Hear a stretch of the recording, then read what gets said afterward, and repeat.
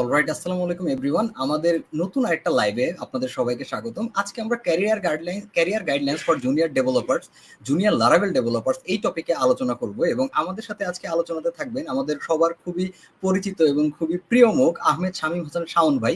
ইনি software developer lead কাজ 360 ডিগ্রিতে আছেন এবং আমাদের ফিগ ল্যাবের সিইও ইমরান হাসান ভাই আমাদের সাথে আছেন। আমি দুইজনকেই আমাদের স্টেজে স্বাগতম জানাচ্ছি।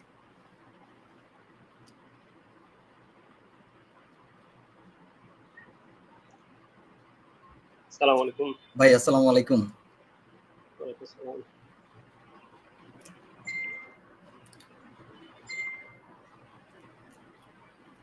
ভাই, আসসালামু আলাইকুম। আপনাকে প্রথমেই ভাই ধন্যবাদ আপনার মূল্যবান সময় থেকে আমাদের জন্য একটু সময় বের করার জন্য, এবং হোপফুলি আজকে আমাদের যে লাইভ সেশনটা যেটা থাকবে সেখান থেকে আমাদের জুনিয়র ডেভেলপার যারা আছে তারা অনেক ভালো একটা ইনসাইটস পাবে।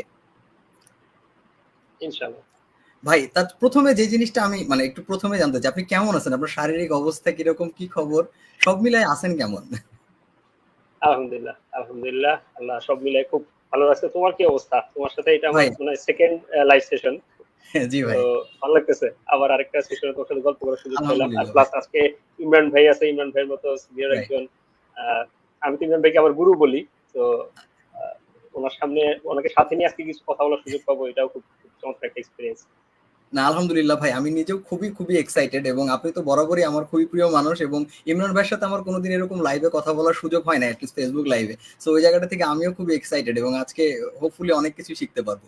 ভাই, আসসালামু আলাইকুম। ওয়ালাইকুম আসসালাম। কেমন আছেন আপনারা সবাই? ভাই, আলহামদুলিল্লাহ আলহামদুলিল্লাহ। ভাই, আমরা আজকে আলোচনা করব হইতেছে যে career guidelines for junior Laravel developers. But আমার ধারণা এখানে শুধুমাত্র জুনিয়র লারাভেল ডেভেলপার যারা আছেন তারাই না, যারা একদম ক্যারিয়ার শুরু করতে চাইতেছেন প্রোগ্রামিং এ, ইন জেনারেল ওয়েব ডেভেলপমেন্টে, সবাই একটা সলিড ভালো একটা গাইডলাইন আমাদের থ্রুতে হোপফুলি আজকে পাবে। সো আমি লাইভের শুরুতেই ভাই যেটা জানতে চাইতেছিলাম যে শামীম ভাই খুব সম্ভবত একটা প্রেজেন্টেশন রেডি করছেন আমাদের জন্য। সেই প্রেজেন্টেশনটা ভাই যদি চান আপনি আসলে এখন একটু শেয়ার করতে পারেন আমাদের সাথে, তারপর আমরা আমাদের কোশ্চেন এন্ড অ্যান্সার সেশনে যেতে পারি। হ্যাঁ, শিওর। তো বেসিক্যালি আমি প্রায় সময় বিভিন্ন রকমের প্রশ্ন পাই হচ্ছে জুনিয়র ডেভেলপারদের কাছ থেকে ক্যারিয়ার রিলেটেড। তো আমার কাছে মনে হয়েছে যেহেতু আমরা এরকম একটা সেশন অ্যারেঞ্জ করতেছি, এখানে এমন কিছু কমন বিষয় যদি আলোচনা করে ফেলি যেটা আসলে এই জেনারেল কোশ্চেন গুলো কভার করে ফেলে, তাহলে সেটা বেটার। তো ওইটার জন্য আমি একটা ছোট স্লাইড রেডি করছি। আর এরপরে আমরা লারাভেল রিলেটেড এবং অন্যান্য বিষয়ে তো আলোচনা করবো ইনশাল্লাহ। তাহলে আমি হচ্ছে আমার স্ক্রিন জি ভাই। শেয়ার দিই।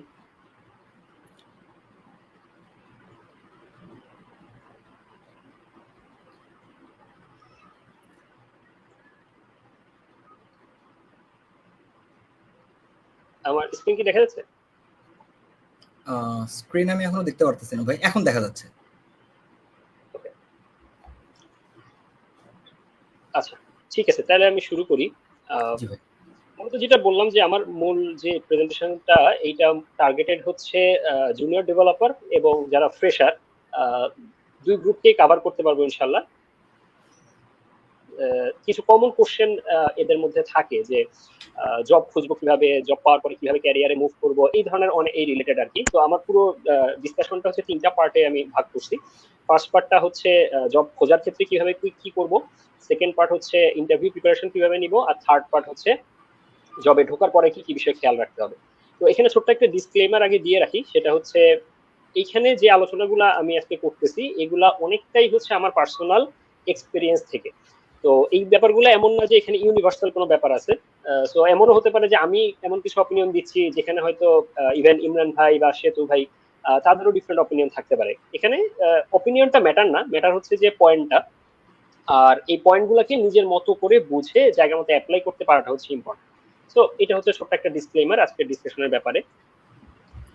তো জব খোঁজা শুরু করার আগে যে জিনিসটা আমাদের মাথায় রাখতে হবে, এটা যদি আমি জুনিয়র ডেভেলপার হই বা সিনিয়র ডেভেলপার হই, সবার জন্যই এই জিনিসটা ট্রু। সেটা কি? প্রথমত হচ্ছে ওভারঅল জব সার্চিং প্রসেসটা খুবই বোরিং, খুবই টিডিয়াস এবং খুবই জটিল একটা প্রসেস। জটিল এই অর্থে যে জব খুঁজবো, তারপরে জবে অ্যাপ্লাই করব, ইন্টারভিউ দিব, জব হতেও পারে নাও হতে পারে, এরপরে আবার কন্টিনিউ খুঁজতে থাকবো। তো দেখা গেছে আমি অনেকদিন ধরে জব খুঁজতেছি, জব পাচ্ছি না, এই ধরনের খুব ফ্রাস্ট্রেশন আমাদের মধ্যে কাজ করে যখন আমরা পরপর অনেকগুলো অ্যাপ্লাই করলাম কিন্তু জব পাচ্ছি না। তো এই কারণে যেটা হচ্ছে যে আমরা যেহেতু জানি যে পুরো ওভারঅল প্রসেসটা খুবই টায়ারিং এবং টাইম কনজিউমিং প্রসেস, তাহলে সেক্ষেত্রে এইটাকে শর্ট করার একটাই ওয়ে, সেটা হচ্ছে আমি যখন জব খুঁজতেছি বা অ্যাপ্লাই করতেছি এটাকে যতটা ইফেক্টিভলি আমি করতে পারি, যাতে করে হচ্ছে আমার কম অ্যাপ্লিকেশন করে আমি জবটা পেয়ে যেতে পারি। হ্যাঁ, যেমন আমি একটা অ্যাপ্লাই করবো, একটাতে আমার জব হয়ে যাবে, তাহলে তো আমার আর 2 মাস 3 মাস জব সার্চ করতে হবে না। তো এখানে এই পুরো প্রসেসটাকে শর্ট করার একটাই ওয়ে যে আমি যতটা ইফেক্টিভলি পারি, যতটা বেস্ট এফোর্ট দিতে পারি, সেটাই বেটার। সেকেন্ড হচ্ছে, যখন আমি জব খুঁজবো তখন আমাকে মাথায় রাখতে হবে যে অ্যাজ এ রিক্রুটার সে আমার অ্যাপ্লিকেশনটাকে কিভাবে দেখবে, সে আমার ইন্টারভিউটা কিভাবে নিবে, সে আমাকে কিভাবে জাজ করবে। তো আমি যদি ওই ওই পার্সপেক্টিভটা আমার মাথায় রাখতে পারি, তাহলে আমি আসলে বুঝবো যে আমার কিভাবে অ্যাপ্লাই করা উচিত, কিভাবে আমার ইন্টারভিউ ফেস করা উচিত এবং ওভারঅল প্রসেসটা। এটা যদি আমরা চিন্তা না করি তাহলে যেটা হবে যে আমি আমার মতো করে করে যাচ্ছি, দেখা গেল কিন্তু আমি সাকসেস তেমন পাচ্ছি না। তো রিক্রুটারের পার্সপেক্টিভ থেকে পুরো জিনিসটা চিন্তা করা উচিত। যেমন ফর এক্সাম্পল, কোন একটা জব পোস্টে দেখা গেল যে শয়ে শয়ে অ্যাপ্লিকেশন করতে পারে, তাহলে এই যে শয়ে শয়ে অ্যাপ্লিকেশন এজ এ রিক্রুটার আমি যদি পাই, আমি তখন কি করব? আমি তো নিশ্চয়ই প্রত্যেকটার জন্য 10 মিনিট 15 মিনিট টাইম স্পেন্ড করবো না, রাইট? সো আমি চেষ্টা করবো যত শর্টে জিনিসটাকে সর্ট আউট করে ফেলা যায়। তাহলে এই যে কয়েকশো রেজুমে থেকে একজন রিক্রুটার সর্ট আউট করে, সেই কোন কোন জিনিসগুলো খেয়াল করে এবং কোন কোন জিনিসগুলোকে আমি হাইলাইট করলে পরে সেটা রিক্রুটারের চোখে পড়বে। ঠিক আছে, তো এই বিষয়গুলো আমাদের বুঝতে সুবিধা হবে যদি আমরা রিক্রুটারের পার্সপেক্টিভটা মাথায় রাখি। থার্ড হচ্ছে, এই যে বিভিন্ন কোম্পানি হায়ারিং করে, এখানে এমন কোনো ইউনিভার্সাল রুল নাই যে প্রত্যেকটা company same hiring process maintain করে, প্রত্যেকটা রিক্রুটার সেম ক্রাইটেরিয়া মেনটেন করে অ্যাপ্লিকেশন গুলোকে সর্ট আউট করে, এরকম কোনো ইউনিভার্সাল রুল নাই। এখানে সব ক্ষেত্রেই রিক্রুটারের কিছু না কিছু বায়াসনেস থাকে, তার নিজের পার্সপেক্টিভ থাকে, তার নিজের ক্রাইটেরিয়া থাকে। তো এই ক্ষেত্রে এই জিনিসগুলোকে আসলে আমাদের ওইভাবে ট্যাকেল করার কোনো ওয়ে নাই, কারণ আমরা জানি না যে একজন রিক্রুটার স্পেসিফিক্যালি কিভাবে কোন কোন জিনিসপত্রগুলোকে সে দেখতেছে। বাট কিছু জেনারেল জিনিসপত্র আছে, জেনারেল কনসেপ্ট আছে, যেগুলোকে আমরা খেয়াল রাখতে পারি। আর বাকিটা আসলে যদি আমার সব বেস্ট এফোর্ট দেওয়ার পরেও রিক্রুটার কোন সিলি কারণে খুবই মানে অপ্রয়োজনীয় কোন একটা বিষয়কে সে ইম্পর্টেন্ট মনে করে যদি বাদ দিয়ে দেয়, সেই ক্ষেত্রে আমার আসলে কিছু করার নেই এবং সেটা নিয়ে আসলে আমার মন খারাপ করার কিছু নেই, কারণ ওই জায়গায় আমার তাকদিরে আমার ওই জায়গায় রিজিক নাই। সো আমার আসলে ওইটা নিয়ে আসলে ওরিড হওয়ার কিছু নেই। তো এখন আমরা যখন জব সার্চিং শুরু করব তখন আমাদের কি করতে হবে? ফার্স্ট অফ অল, জুনিয়র বা ফ্রেশার যারা, তারা একটা খুব বড় প্রবলেমে পড়ে যে আমি জবটা খুঁজবো কোথায়। আমি কি ফেসবুকে সারাদিন যদি স্ক্রল করতে থাকি তাহলে কি আমার সামনে বিভিন্ন ভালো ভালো জব চলে আসবে? অবশ্যই না। জব খোঁজার জন্য কিছু স্পেসিফিক জায়গা আছে, এই জিনিসগুলো আমাদেরকে খেয়াল করতে হবে যে আমি যে ধরনের জব খুঁজতেছি সেই জবগুলো কোথায় কোথায় অ্যাভেলেবল। যেমন আমি যদি রিমোট জব খুঁজি তাহলে রিমোট জবের কিছু স্পেসিফিক জব বোর্ড আছে। আমি যদি লোকাল জব খুঁজি তাহলে সেই লোকাল জবগুলো কোন কোন জব বোর্ডে পাওয়া যায়, এই জিনিসগুলো আমাদেরকে একটু রিসার্চ করতে হবে।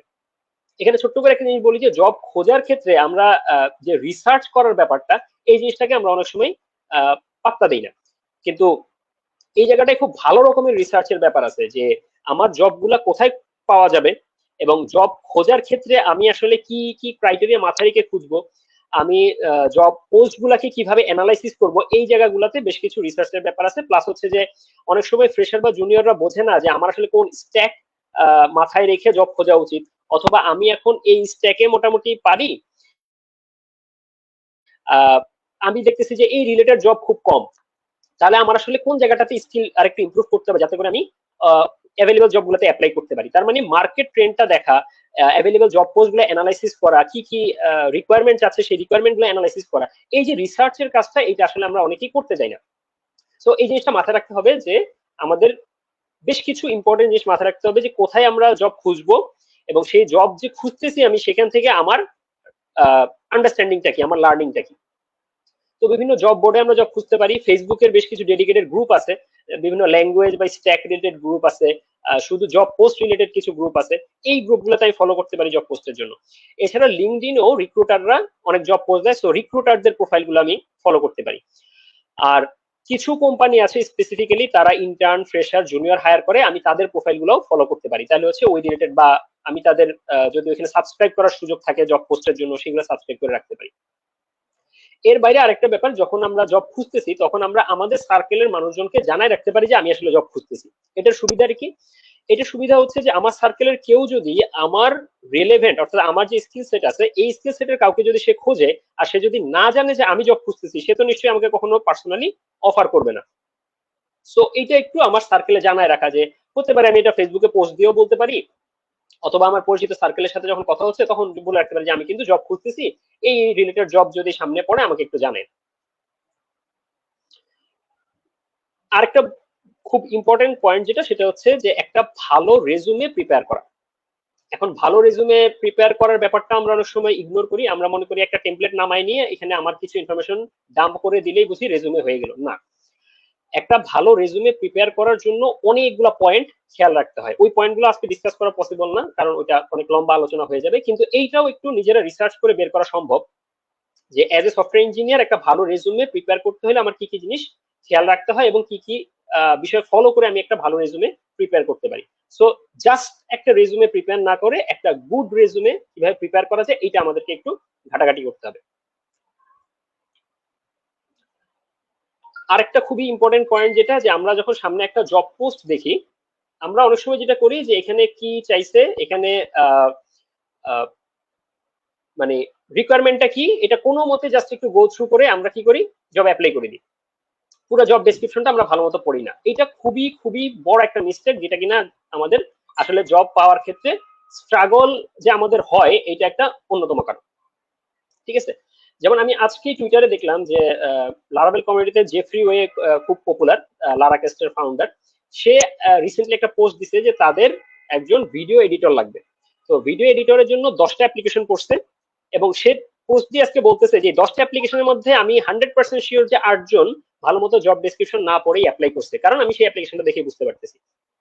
ঠিক আছে, তার মানে একজন বা দুইজন ভালো মতো জব ডেসক্রিপশন পড়ে অ্যাপ্লাই করছে। সো এটা যে আসলে শুধু আমাদের প্রবলেম তা না, এটা একটা গ্লোবাল প্রবলেম, যে আমরা যখন জবে অ্যাপ্লাই করি ওভারঅল জব ডেসক্রিপশনটা খুব ভালো মতো না পড়েই চোখ বন্ধ করে অ্যাপ্লাই করে দিই। সো এইটা আপনার সাকসেস রেট একদমই কমাই দিবে। এটা কখনো করা যাবে না, জব ডেসক্রিপশনটা ভালো মতো পড়তে হবে। এখানে আরেকটা ইম্পর্টেন্ট পয়েন্ট, যে জব ডেসক্রিপশনে যে রিকোয়ারমেন্ট দেওয়া থাকবে সেটা যে 100% ম্যাচ করলেই আমি অ্যাপ্লাই করবো, ব্যাপারটা এরকম না। কখনো কখনো এমন হতে পারে যে আমার 70% 80% আমার স্কিল সেটের সাথে ম্যাচ করতেছে, অ্যাপ্লাই করে দেওয়া উচিত। কারণ কিছু ক্ষেত্রে যত রিকোয়ারমেন্ট আছে সবকিছু 100% ফুলফিল করতে হবে, এটা রিক্রুটারদের আসলে চাহিদা থাকে না। ঠিক আছে, সো ওইটা মানে আগেই অনেক বেশি ওভার থিঙ্কিং না করে কাছাকাছি ম্যাচ করলে অ্যাপ্লাই করে দেওয়া উচিত। দেন আরেকটা যেটা ব্যাপার, যে আমি যে একটা কোম্পানিতে অ্যাপ্লাই করতেছি সেটার জন্য আমার কিছু এক্সট্রা এফোর্ট দেওয়া উচিত। আমার ওই কোম্পানিটা সম্পর্কে একটু ঘাটাঘাটি করা উচিত, তারা কি নিয়ে কাজ করে, সেই কোম্পানির ব্যাপারে অন্যদের ফিডব্যাক কেমন। দেখা গেলো যে আমি অনেক কষ্ট করে মানে বেশ ভালো একটা এফোর্ট দিয়ে এই কোম্পানিতে অ্যাপ্লাই করলাম, সেটার জন্য প্রিপারেশন নিলাম, বাট আসলে কোম্পানির কালচার ভালো না, আমার জব হলেও আমি আসলে ওখানে যাবো না। হ্যাঁ, তাহলে এটা যদি আমি আগেই রিসার্চ করে বের করতে পারি, তাহলে কিন্তু আমার ওই এফোর্টটা নষ্ট হয় না। সো কোম্পানি যেমন আমাকে জাজ করবে, কোম্পানি যেমন আমাকে তাদের জন্য ফিট কিনা এটা খেয়াল করবে, এটা অ্যাজ এ অ্যাপ্লিকেন্ট এটা আমাকেও খেয়াল রাখতে হবে যে কোম্পানি আমার জন্য ফিট কিনা, কোম্পানি কালচার আমার জন্য ফিট কিনা। ঠিক আছে, সো কোম্পানি সম্পর্কে, কোম্পানির প্রোডাক্ট সম্পর্কে, তাদের কালচার সম্পর্কে, এই বিষয়গুলো সম্পর্কে আমাদের একটু ঘাটাঘাটি করে নিতে হবে অ্যাপ্লাই করার আগে। প্লাস এই রিসার্চটা আপনাকে ইন্টারভিউ প্রসেসে হেল্প করবে। ইন্টারভিউ প্রসেসে আপনি যখন বলতে পারবেন যে তাদের প্রোডাক্ট সম্পর্কে আপনার কিছু আইডিয়া, হ্যাঁ, বা অনেক কোম্পানি পার্সোনালি জিজ্ঞাসা করে আমাদের প্রোডাক্টগুলো কি তুমি দেখছো কিনা, আমাদের প্রোডাক্টের ব্যাপারে তোমার কোনো সাজেশন আছে কিনা। সো এখানে আপনি একটা অ্যাডেড বেনিফিট পাবেন যদি আপনি এই রিসার্চটা আগে করে ফেলেন। তো ওইটা গেল আমরা যখন জব সার্চ করব তখন যে পয়েন্টগুলো আমাদের মাথায় রাখতে হবে। নেক্সট স্টেপ হচ্ছে আমরা যখন ইন্টারভিউ প্রিপারেশন নিব। তো ইন্টারভিউ প্রিপারেশনের ক্ষেত্রেও এটা ইম্পর্টেন্ট যে আমি যদি আগে কিছু ইনফরমেশন কালেক্ট করতে পারি যে এই কোম্পানির ইন্টারভিউ প্রসেসটা কেমন, তাদের এখানে কয়টা স্টেপ, তাহলে আমি সেটার জন্য আলাদা করে প্রিপারেশন নিতে পারবো। সো জাস্ট ব্লাইন্ডলি ইন্টারভিউ ডেটের জন্য বসে না থেকে আমি এই ইনফরমেশন গুলো কালেক্ট করার চেষ্টা করতে পারি। আর আরেকটা ব্যাপার হচ্ছে যে আমরা অনেক সময় ইন্টারভিউর ব্যাপারে খুবই ওরিড থাকি, খুবই ভয় পাই যে কি জিজ্ঞেস করবে, পারবো কি না পারবো। হ্যাঁ, এই জিনিসগুলো আগে খুব বেশি চিন্তা করে ওরিড হওয়ার দরকার নেই। এটা মাথায় রাখা উচিত যে আমি যে ইন্টারভিউ দিচ্ছি এইটা আমার একটা লার্নিং এক্সপিরিয়েন্স। আমার যদি জব হয় আলহামদুলিল্লাহ, যদি জব না হয় আমি এখান থেকে আমার একটা লার্নিং হলো, আমি কি কি জিনিস মিস করলাম, আমার কোন কোন জায়গাগুলোতে একটু ইমপ্রুভ করা দরকার। সো এটাকে মানে অনেক বেশি সিরিয়াসলি নিয়ে অনেক বেশি ওরিড হয়ে যাওয়ার চাইতে এটাকে জাস্ট একটা লার্নিং এক্সপিরিয়েন্স হিসেবে চিন্তা করলে পরে ইন্টারভিউটা ফেস করা অনেক ইজি হবে। আরেকটা ব্যাপার হচ্ছে যে আমরা অনেক সময় ইন্টারভিউ প্রিপারেশনে শুধু টেকনিক্যাল প্রিপারেশনটাই নিই, কিন্তু প্রচুর আমরা মানে জব থেকে বাদ পড়বো হচ্ছে আমাদের বিহেভিয়ারাল ইন্টারভিউ থেকে। হ্যাঁ, তো বেশিরভাগ কোম্পানি চেক করে যে আমি কি তাদের কালচারের সাথে ফিট কিনা, আমি অ্যাজ এ টিম মেম্বার কেমন, আমি আগের জবগুলোতে যে পারফর্ম করছি সেখানে আমার টিমমেটদের সাথে আমার সম্পর্ক কেমন ছিল। হ্যাঁ, এই ধরনের অনেক বিষয়াদি তারা হচ্ছে বিহেভিয়ারাল ইন্টারভিউতে চেক করে। সো শুধু টেকনিক্যাল প্রিপারেশন নিয়ে বসে থাকলে হবে না, যে বিহেভিয়ারাল ইন্টারভিউ গুলো আমরা কিভাবে ক্র্যাক করতে পারি, এই বিষয়টাতে আমাদের একটু সেপারেট প্রিপারেশন নেওয়া প্রয়োজন, সিনিয়রদের কাছ থেকে মেন্টরিং নেওয়া, গাইডলাইন নেওয়া, একটু রিসার্চ করা, এই জিনিসটা ইম্পর্টেন্ট। এখন অ্যাপ্লাই করলাম, ইন্টারভিউ থেকে বাদও পড়লাম, তারপরে আমার কাজ কি? তার মানে কি আমি ফেলিউর? না, এখানে হচ্ছে চেষ্টা করা উচিত তাদের কাছ থেকে একটা ফিডব্যাক নেওয়া, যে আমার কোন বিষয়টা প্রবলেমেটিক মনে হয়েছে বা কি কারণে আমাকে ফিট মনে হয়নি। অনেকে ফিডব্যাক দেয়, অনেকে ফিডব্যাক দেয় না। ফিডব্যাক দিলে ডেফিনেটলি ভালো, আর ফিডব্যাক না দিলে নিজের মতো করে একটু ফিগার আউট করা উচিত যে আমি আসলে কোন কথাটা এমন বলছি যে কথাটার কারণে তারা হয়তো আমাকে হায়ার করে নাই, অথবা আমি কি কি প্রশ্নের উত্তর দিতে পারিনি, আমার যে আমি অ্যাসাইনমেন্ট সাবমিট করছি সেই অ্যাসাইনমেন্টটাতে আমি আসলে কি কি মিস্টেক করছি বা কি কি জিনিস আমার ইমপ্রুভ করা উচিত ছিল, এই জিনিসগুলো নিজেকে একটু অ্যানালাইসিস করে বের করা, বা যদি সুযোগ থাকে কোন একটা অ্যাকচুয়াল ইন্টারভিউর আগে কোথাও মক ইন্টারভিউ দেওয়া, হ্যাঁ, বা সিনিয়রদের সাথে পরামর্শ করে বোঝার চেষ্টা করা। এইটা ওই যে বললাম যে লার্নিং এক্সপিরিয়েন্স, এই লার্নিং এক্সপিরিয়েন্স হিসেবে এটাকে কাজে লাগাইতে হবে, যে আমি যদি রিজেক্টেড হই তাহলে পয়েন্ট আউট করা যে কোন কোন কারণে আমি রিজেক্টেড হলাম, এটা যেন আমি নেক্সট টাইম সেম মিস্টেক আর না করি। তো মনে করি যে আমার মানে সব প্রসেস কমপ্লিট, আমার এক জায়গায় জব হয়ে গেল। এরপরে কাজ কি? এরপরে কাজটা আসলে আরো বেশি ডিফিকাল্ট। জব পাওয়ার চাইতে জবে ভালো পারফর্ম করা এবং পরবর্তীতে ক্যারিয়ারে একটা সাকসেসফুল ক্যারিয়ার নিয়ে কন্টিনিউ করা, এই জায়গাটা খুবই ডিফিকাল্ট, এবং আমরা আসলে এই জায়গাটাতেও প্রচুর সাফার করি। তো এই রিলেটেড কিছু পয়েন্ট একটু যদি আমি বলি, প্রথমত হচ্ছে যে আমি একজন গুড ডেভেলপার মানে শুধু এটা না যে আমি খুব টেকনিক্যালি সাউন্ড, আমি অনেক ভালো প্রবলেম সলভ করতে পারি, আমি অনেক মানে ল্যাঙ্গুয়েজ বা স্ট্যাকের ব্যাপারে আমার খুব ভালো দক্ষতা আছে, না। এইটা তো লাগবেই আপনার কাজ করার জন্য, বাট এর বাইরেও আপনার আরো বেশ কিছু ক্রাইটেরিয়া, বেশ কিছু আপনার ট্রেডস বা জিনিসপত্র আপনাকে মেনটেন করা উচিত, যেটা কিনা আপনাকে একজন গুড ডেভেলপার হিসেবে আপনার কলিগ বা অন্য যে কেউ আপনাকে সার্টিফাই করতে পারে। তো সেই বিষয়গুলো কি? ফার্স্ট থিং হচ্ছে রেসপন্সিবল, আপনি আপনার কাজের ব্যাপারে রেসপন্সিবল হইতে হবে। আপনার ম্যানেজার বা আপনার স্টেক হোল্ডার যেন কখনো বলতে না পারে যে ওই ডেভেলপারকে কাজ দেওয়ার পর আমাকে আবার টেনশনে থাকতে হয় সে কাজটা ঠিক মতো করছে কিনা, বা বারবার বারবার আমার তাকে জিজ্ঞেস করতে হয়। ঠিক আছে, তো এরকম যেন না হয়। আপনি একটা কাজ নিছেন মানে আপনি এটাকে ওন করতেছেন, আপনি রেসপন্সিবল, আপনি আটকে গেলে আপনি নিজেই হচ্ছে আবার প্রয়োজন মতো ইনফরমেশন কালেক্ট করবেন বা স্টেক হোল্ডারদেরকে জানাবেন, এবং আপনাকে যেন একটা কাজ দিয়ে আপনার ম্যানেজার, আপনার লিড ট্রাস্ট করতে পারে। সো আপনাকে ওই লেভেলের রেসপন্সিবিলিটি মেনটেন করতে হবে। সেকেন্ড হচ্ছে হাম্বল হওয়া উচিত। আমরা একটু সামান্য কিছু শিখেই মনে করি আমি অনেক কিছু শিখে ফেলছি, এবং আমরা তখন যার তার সাথে বিভিন্ন তর্ক জুড়ে দিই, এই পিএইচপি ভালো না, লারাভেল ভালো না, জাভাস্ক্রিপ্ট ভালো না, এটা এইভাবেই করা উচিত, এই প্যাটার্নই ফলো করা উচিত। মানে আমরা একটু সামান্য কিছু শিখে মনে করি এটাই বেস্ট, এর বাইরে আর কোনো কিছু বেস্ট নেই। এরপরে কলিগদের সাথে, সিনিয়রদের সাথে সবার সাথে তর্কাতর্কি করি, এইটা উচিত না। সবসময় মনে রাখতে হবে যে আমি যা জানি এর চেয়ে অনেক বেশি কিছু আমি জানি না। সো হাম্বল হওয়াটা খুব ইম্পর্টেন্ট, এবং সবাই আসলে হাম্বল পার্সনদেরকে পছন্দ করে। সো এইটা খেয়াল রাখতে হবে। থার্ড হচ্ছে অ্যাটেনশন টু ডিটেইল। আমরা অনেক সময় যেটা করি যে আমাকে কোনো একটা কাজ দেওয়া হলো, আমি সেটা যা তা ভাবে করে দিয়ে দিলাম। হ্যাঁ, এইটা খুব বাজে একটা ব্যাপার, এবং এই ক্ষেত্রেও ওই যে আপনার ব্যাপারে একটা ব্যাড রেপুটেশন তৈরি হবে। আপনাকে চেষ্টা করতে হবে যে ছোট ছোট বিষয়গুলো যত ভালোভাবে সম্ভব খেয়াল করে এই জিনিসগুলোকে, পারফেকশনিস্ট না, একবার পারফেকশনিস্ট মানে হচ্ছে আমি একটা কাজ পারফেক্ট করার জন্য দিনের পর দিন সময় নষ্ট করতেছি, না, এটা না।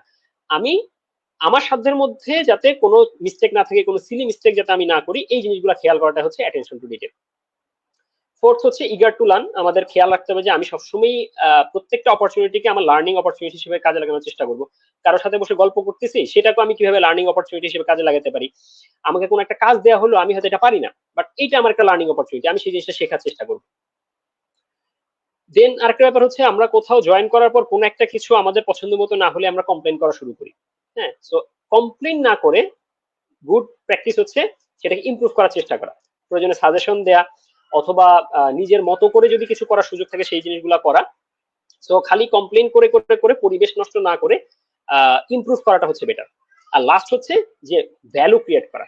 কোম্পানি যদি দেখে বা আপনার ওভারঅল টিম যদি দেখে যে আপনি আসলে ভ্যালু ক্রিয়েট করতেছেন কোম্পানির জন্য বা টিমের জন্য, তাহলেই কিন্তু এটা আপনার ক্যারিয়ারে মুভ মানে গ্রো করার জন্য গুড এনাফ। আপনার প্রমোশন বলেন, আপনাকে আরো বড় রোল দেয়া বলেন, সেই জায়গাগুলোতে এই জিনিসটা খুব ইম্পর্টেন্ট। ঠিক আছে, তো এইটা মাথায় রাখতে হবে যে আমি কিভাবে ভ্যালু ক্রিয়েট করতে পারি।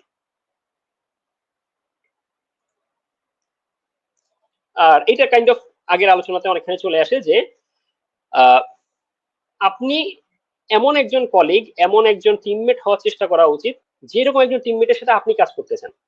আপনার কথাবার্তা আচার আচরণ যদি খারাপ হয়, আপনার কথাবার্তা যদি এমন হয় যে আপনি কথায় কথায় একজনকে খোঁচা দেন, আপনিও কিন্তু এরকম একজনের সাথে কাজ করতে চাবেন না যে কিনা আপনাকে কথায় কথায় খোঁচা দিচ্ছে, রাইট? বা যে হচ্ছে কথায় কথায় আপনার সাথে বদমেজাজ দেখাচ্ছে, হ্যাঁ, বা হচ্ছে আপনার উপর কাজ চাপায় দিচ্ছে, মানে এই ধরনের বেশ কিছু ব্যাড বিহেভিয়ার যেগুলো আমরা বলি, আপনি আপনার কলিগ থেকে এগুলো এক্সপেক্ট করেন না ডেফিনেটলি।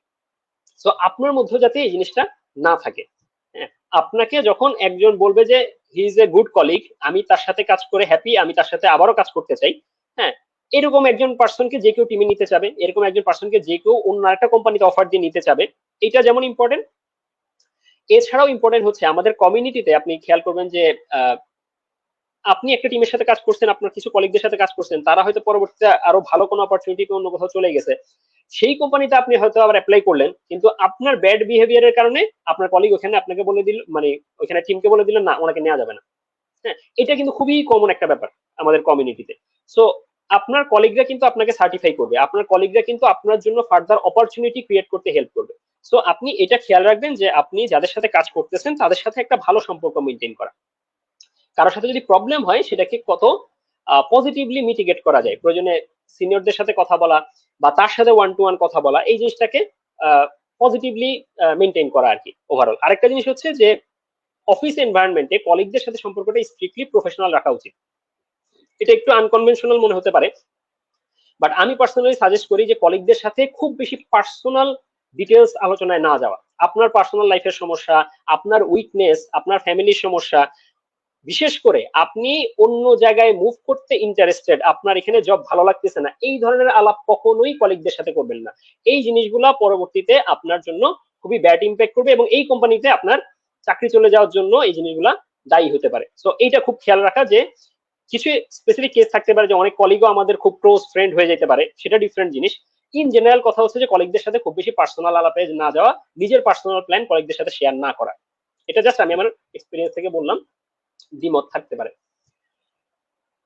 আরেকটা যেটা খুব ইম্পর্টেন্ট জিনিস, জুনিয়ররা যেটা মাথায় রাখতে হবে যে কমিউনিকেশনটা প্রপারলি মেনটেন করা। আমি আমার জুনিয়র যদি কেউ থাকে বা আমার স্টেক হোল্ডার, আমার টিম লিড, তাদের সাথে প্রপার কমিউনিকেশনটা সবসময় মেনটেন করতে হবে। যে আমি কোন একটা জায়গায় আটকে গেলাম, আমি কোন একটা কাজ বুঝি নাই, এটা নিয়ে বসে থাকা, টাইম নষ্ট করা যাবে না, এটা কথা বলে রিজলভ করে ফেলতে হবে। বা আমার কোন একটা ছুটি দরকার, আমার কোন একটা আর্জেন্ট কিছু আছে, এটাও প্রপারলি কমিউনিকেট করা। হুট করে আমি অফিস থেকে চলে গেলাম, হুট করে আমি 2 দিন আসলাম না, মানে এই ধরনের ব্যাপার স্যাপার গুলো কিন্তু সবাই খুব নেগেটিভলি নেয়। সো প্রপার কমিউনিকেশন মেনটেন করা, এইটা সবসময় খেয়াল রাখতে হবে। এটা রিটেন ফর্মে হইতে পারে, এটা ভোকাল ফর্মে হইতে পারে, মানে যেইভাবেই আমরা কমিউনিকেট করি না কেন, প্রত্যেকটা ওয়েতে আমাদের কমিউনিকেশনটা যেন ক্লিয়ার থাকে, এমন যেন না হয় যে আমাদের কমিউনিকেশন গ্যাপ তৈরি হয়। এটা অনেক লম্বা আলোচনা, অনেক ডিটেলস আলোচনা করা যায়, আমি জাস্ট সংক্ষেপে খেয়াল রাখার জন্য এটুকুই বললাম। লাস্ট যে জিনিসটা দিয়ে শেষ করব সেটা হচ্ছে, আমি হয়তো একটা নতুন জবে জয়েন করলাম, আমি মনে করতেছি অনেক ভালো কাজ করতেছি, বাট সেটা নাও হইতে পারে। তো আমি আসলে ভালো পারফর্ম করতেছি কিনা এটা বোঝার ওয়ে কি? এটা বোঝার ওয়ে হচ্ছে ফিডব্যাক নেওয়া। আমার যে ম্যানেজার বা আমার যে লিড, তার সাথে ওয়ান টু ওয়ান সেশনে বসে বা তার সাথে কথা বলে যে আমার ব্যাপারে আপনার কোনো পজিটিভ নেগেটিভ ফিডব্যাক আছে কিনা, কোন জিনিসগুলো আমি ভালো করতেছি আরো কন্টিনিউ করা উচিত, কোন জিনিসগুলো আমার করা উচিত না, এই বিষয়গুলোতে ওয়ান টু ওয়ান সাজেশন নেওয়া। এবং চেষ্টা করা উচিত যে হ্যাঁ, আমি যে সাজেশন নেওয়ার জন্য নিলাম, হ্যাঁ, মিটিং করার জন্য করলাম, এইটা না, এগুলাকে আমি আসলেই কনসিডার করার চেষ্টা করা। ইভেন জুনিয়রদের থেকেও ফিডব্যাক নেওয়া যায়, এজ এ সিনিয়র আমি কেমন। সো একজন জুনিয়র কাছ থেকে কিন্তু আমি চাইলে সেই ফিডব্যাক নিতে পারি। আমি আমার কলিগদের কাছ থেকে যে কোনো সময় ফিডব্যাক নিতে পারি যে ভাই আমার ব্যাপারে একটু ফিডব্যাক দেন তো, আমি কোন কোন বিষয়গুলো তার একটু বেটার হওয়া উচিত। সো আপনি যত ফিডব্যাক নিবেন তত আপনার নিজেকে ইমপ্রুভ করাটা বেটার, কারণ আমরা আসলে নিজেদের দোষ, নিজেদের সমস্যাগুলো দেখি না, আরেকজন হয়তো আমার এই সমস্যাগুলো খুব ভালো মতো দেখতেছে। সো এইটা খেয়াল রাখা উচিত যে আপনি ক্যারিয়ারে গ্রো করতে গেলে অন্যদের থেকে ফিডব্যাক নেয়া এবং সেই ফিডব্যাক গুলাকে কনসিডার করে নিজেকে ইমপ্রুভ করার চেষ্টা করাটা খুবই ইম্পর্টেন্ট। আরো অনেক পয়েন্ট হয়তো আলোচনা করা যায়, কোশ্চেন গুলা পরে নিব। তো মোটামুটি আমার আলোচনা আসলে এইগুলাই, আরো হয়তো বাকি কোশ্চেন এবং ইমরান ভাই হয়তো আরো অনেক কিছু অ্যাড করবেন ইনশাল্লাহ। তো এই আর কি। থ্যাংক ইউ ভাই, থ্যাংক ইউ। খুবই ডিটেলসে আমরা অনেক কিছু জানতে পারলাম এবং এই কোশ্চেনগুলা, যেমন ধরেন আজকে তো আমরা ডেফিনেটলি হার্ড স্কিল কি কি থাকা উচিত সেগুলো সম্পর্কে তো আমরা জানার চেষ্টা করবোই, কিন্তু সফট স্কিল যে গুরুত্বপূর্ণ এবং যে সফট স্কিলগুলো আপনি এখানে মেনশন করলেন বা একটা টিমে থাকার জন্য, সার্ভাইভ করার জন্য এবং আলটিমেটলি সাস্টেন করার জন্য যে আমরা কোন কোন বিষয়গুলো ফলো করতে পারি সেই সম্পর্কে আপনি জানাইলেন। সো এটা খুবই হেল্পফুল ছিল, আমিও অনেক কিছু জানতে পারলাম এখান থেকে। সো এই জায়গাটাতেই আমার আসলে একটু ইমরান ভাইয়ের কাছে প্রশ্ন ছিল আর কি, ওইটার নিয়ে যদি ভাই যে প্রেজেন্টেশনটা দিলেন সফট স্কিল নিয়ে, সেটা সম্পর্কে আপনার যদি কোনো কমেন্ট থাকে সেটা তো ডেফিনেটলি আমরা আপনার পয়েন্ট অফ ভিউটা জানতে চাই। এটার সাথে ভাই আমি ছোট্ট করে আরেকটু অ্যাড করে দিতে চাই একটা কোশ্চেন, সেটা হইতেছে ভাই অনেক সফট স্কিল নিয়ে, জব সার্চিং নিয়ে, ইন্টারভিউ নিয়ে অনেক কিছু বললো, বাট এখানে আমাদের অনেক বড় একটা অডিয়েন্স থাকে যারা আসলে অ্যাবসলিউট বিগিনার, যারা হয়তো তাদের এই জার্নিটা একদম শুরু করতে চাইতেছে।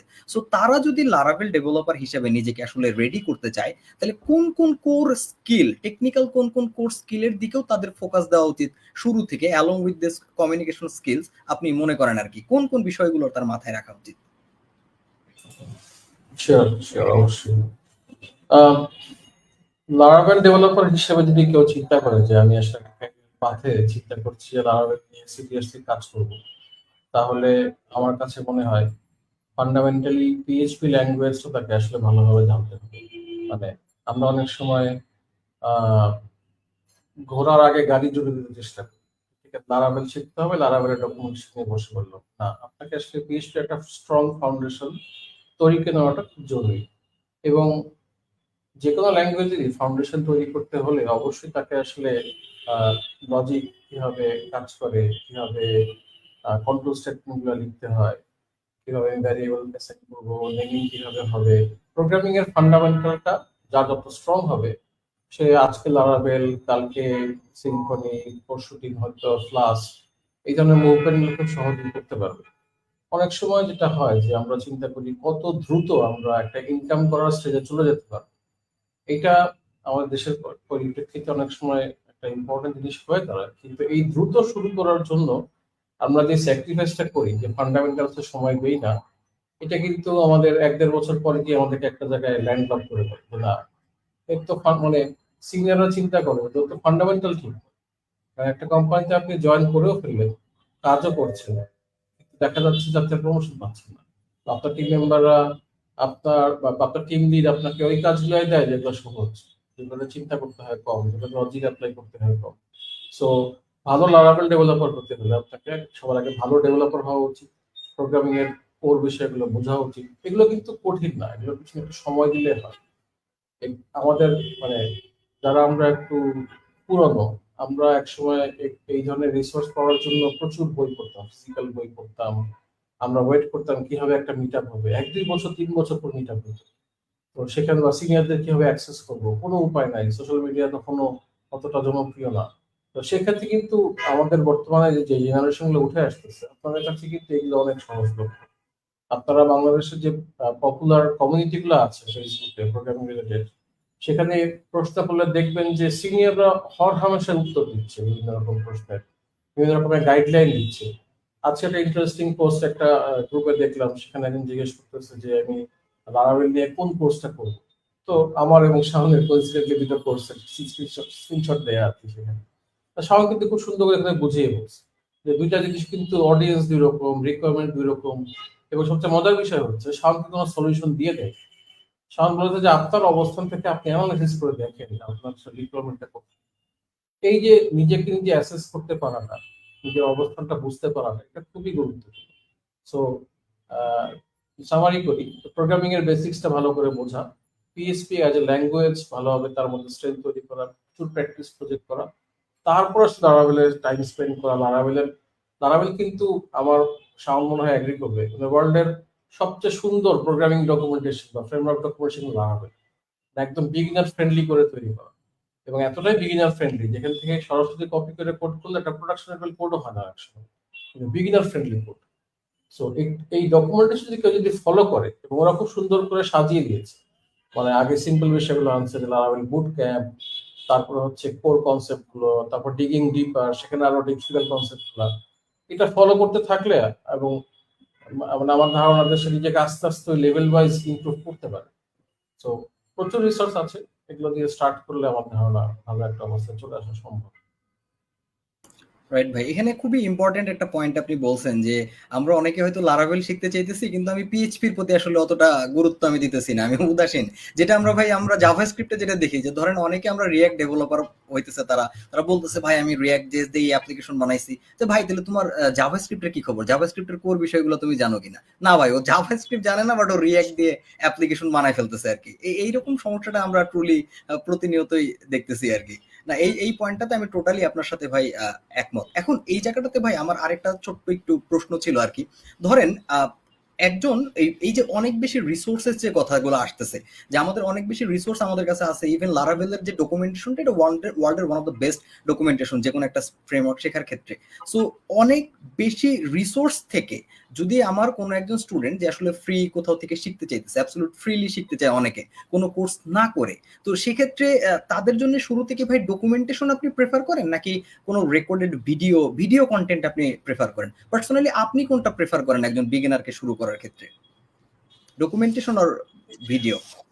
এটা আসলে একটা চয়েসের প্রশ্ন। মানে আমাদের মধ্যে আস্তে আস্তে তো আসলে একটা জিনিস পড়ে বোঝার বা একটা বই পড়ার বা একটা কন্টেন্টের পেছনে ফোকাস সময় দেওয়াটার অভ্যাসটা অনেকটা চলে গেছে। এটা আমি বলবো, এটা পার্সোনালি আমি তো একটা জিনিস লেখা বিষয় পড়তে বেশি অভ্যস্ত, কারণ আমরা ওইভাবেই বড় হয়েছি। এখন প্রচুর ভিডিও কন্টেন্ট আসছে। সো আমারই আবার কিছু ফ্রেন্ড আছে, তারা হচ্ছে ভিডিওতে কমফোর্টেবল, ওরা এত কিছু করতে পারবো না, ভিডিওতে শর্টে বলবে, আমি ওখানে স্পিড বাড়ায় দিয়ে শুনে। কিন্তু প্রোগ্রামিং এমন একটা বিষয়, সেটা শুধু শুনলে হবে না, পড়তে হবে। মানে এটা মাথায়, মানে ম্যাট্রিক্সের মতো ইনস্টল করে দেওয়ার মতো কোনো সিস্টেম। আমি হাতে করবো, মাথার মধ্যে একটা জিনিস অর্গানিক্যালি একটু ডেভেলপ করবে, আরেকটা জিনিসের সমস্যা করবো, সেটাও সলভ হবে। তো প্রত্যেককে তার মতো করে ডিসাইড করা উচিত, আমি কি রিটার্ন কন্টেন্ট, বই, আর্টিকেল এগুলো পড়বো, ডকুমেন্টেশন পড়বো, না আমি আসলে ভিডিওতে। অনেক জুনিয়ররা কমফোর্টেবল যখন ভিডিওতে একটা জিনিস এক্সপ্লেন করা হয়, কারণ একটা টেক্সটও একটু এক্সপ্লেন করে দেয়, সেটা কত সুন্দর করে লেখা আছে। কিন্তু একটা ভিডিওতে অনেক সময় দেখা যাচ্ছে, ঠিক আছে, একটা কন্টেন্টকে হাইলাইট করা হচ্ছে, সেটা আউটপুটটা কি সেটা ভিডিওর মধ্যে শো করতেছে, মিস্টেক হলে মিস্টেকটা ভিডিওর মধ্যে কারেক্ট করতেছে। এই ইন্টারাকশনটা জুনিয়রদের জন্য আমার মনে হয় অনেক সময় স্টার্টিং এর জন্য ভালো, যে তারা দেখতেছে আচ্ছা ঠিক আছে, একটা ইনস্টলেশন ভাবে করে, প্রোডাক্টের ভাবে রান করে, ভুল হলে এরকম আউটপুট আসে, শুদ্ধ হলে এরকম আউটপুট আসে। সো ভিডিওটা অনেক ক্ষেত্রে ইজিয়ার, আর ইয়াং জেনারেশন ভিডিও দেখতে অভ্যস্ত হয়ে গেছে, তাদের জন্য অনেক সময় ভিডিওটা ভালো হয়।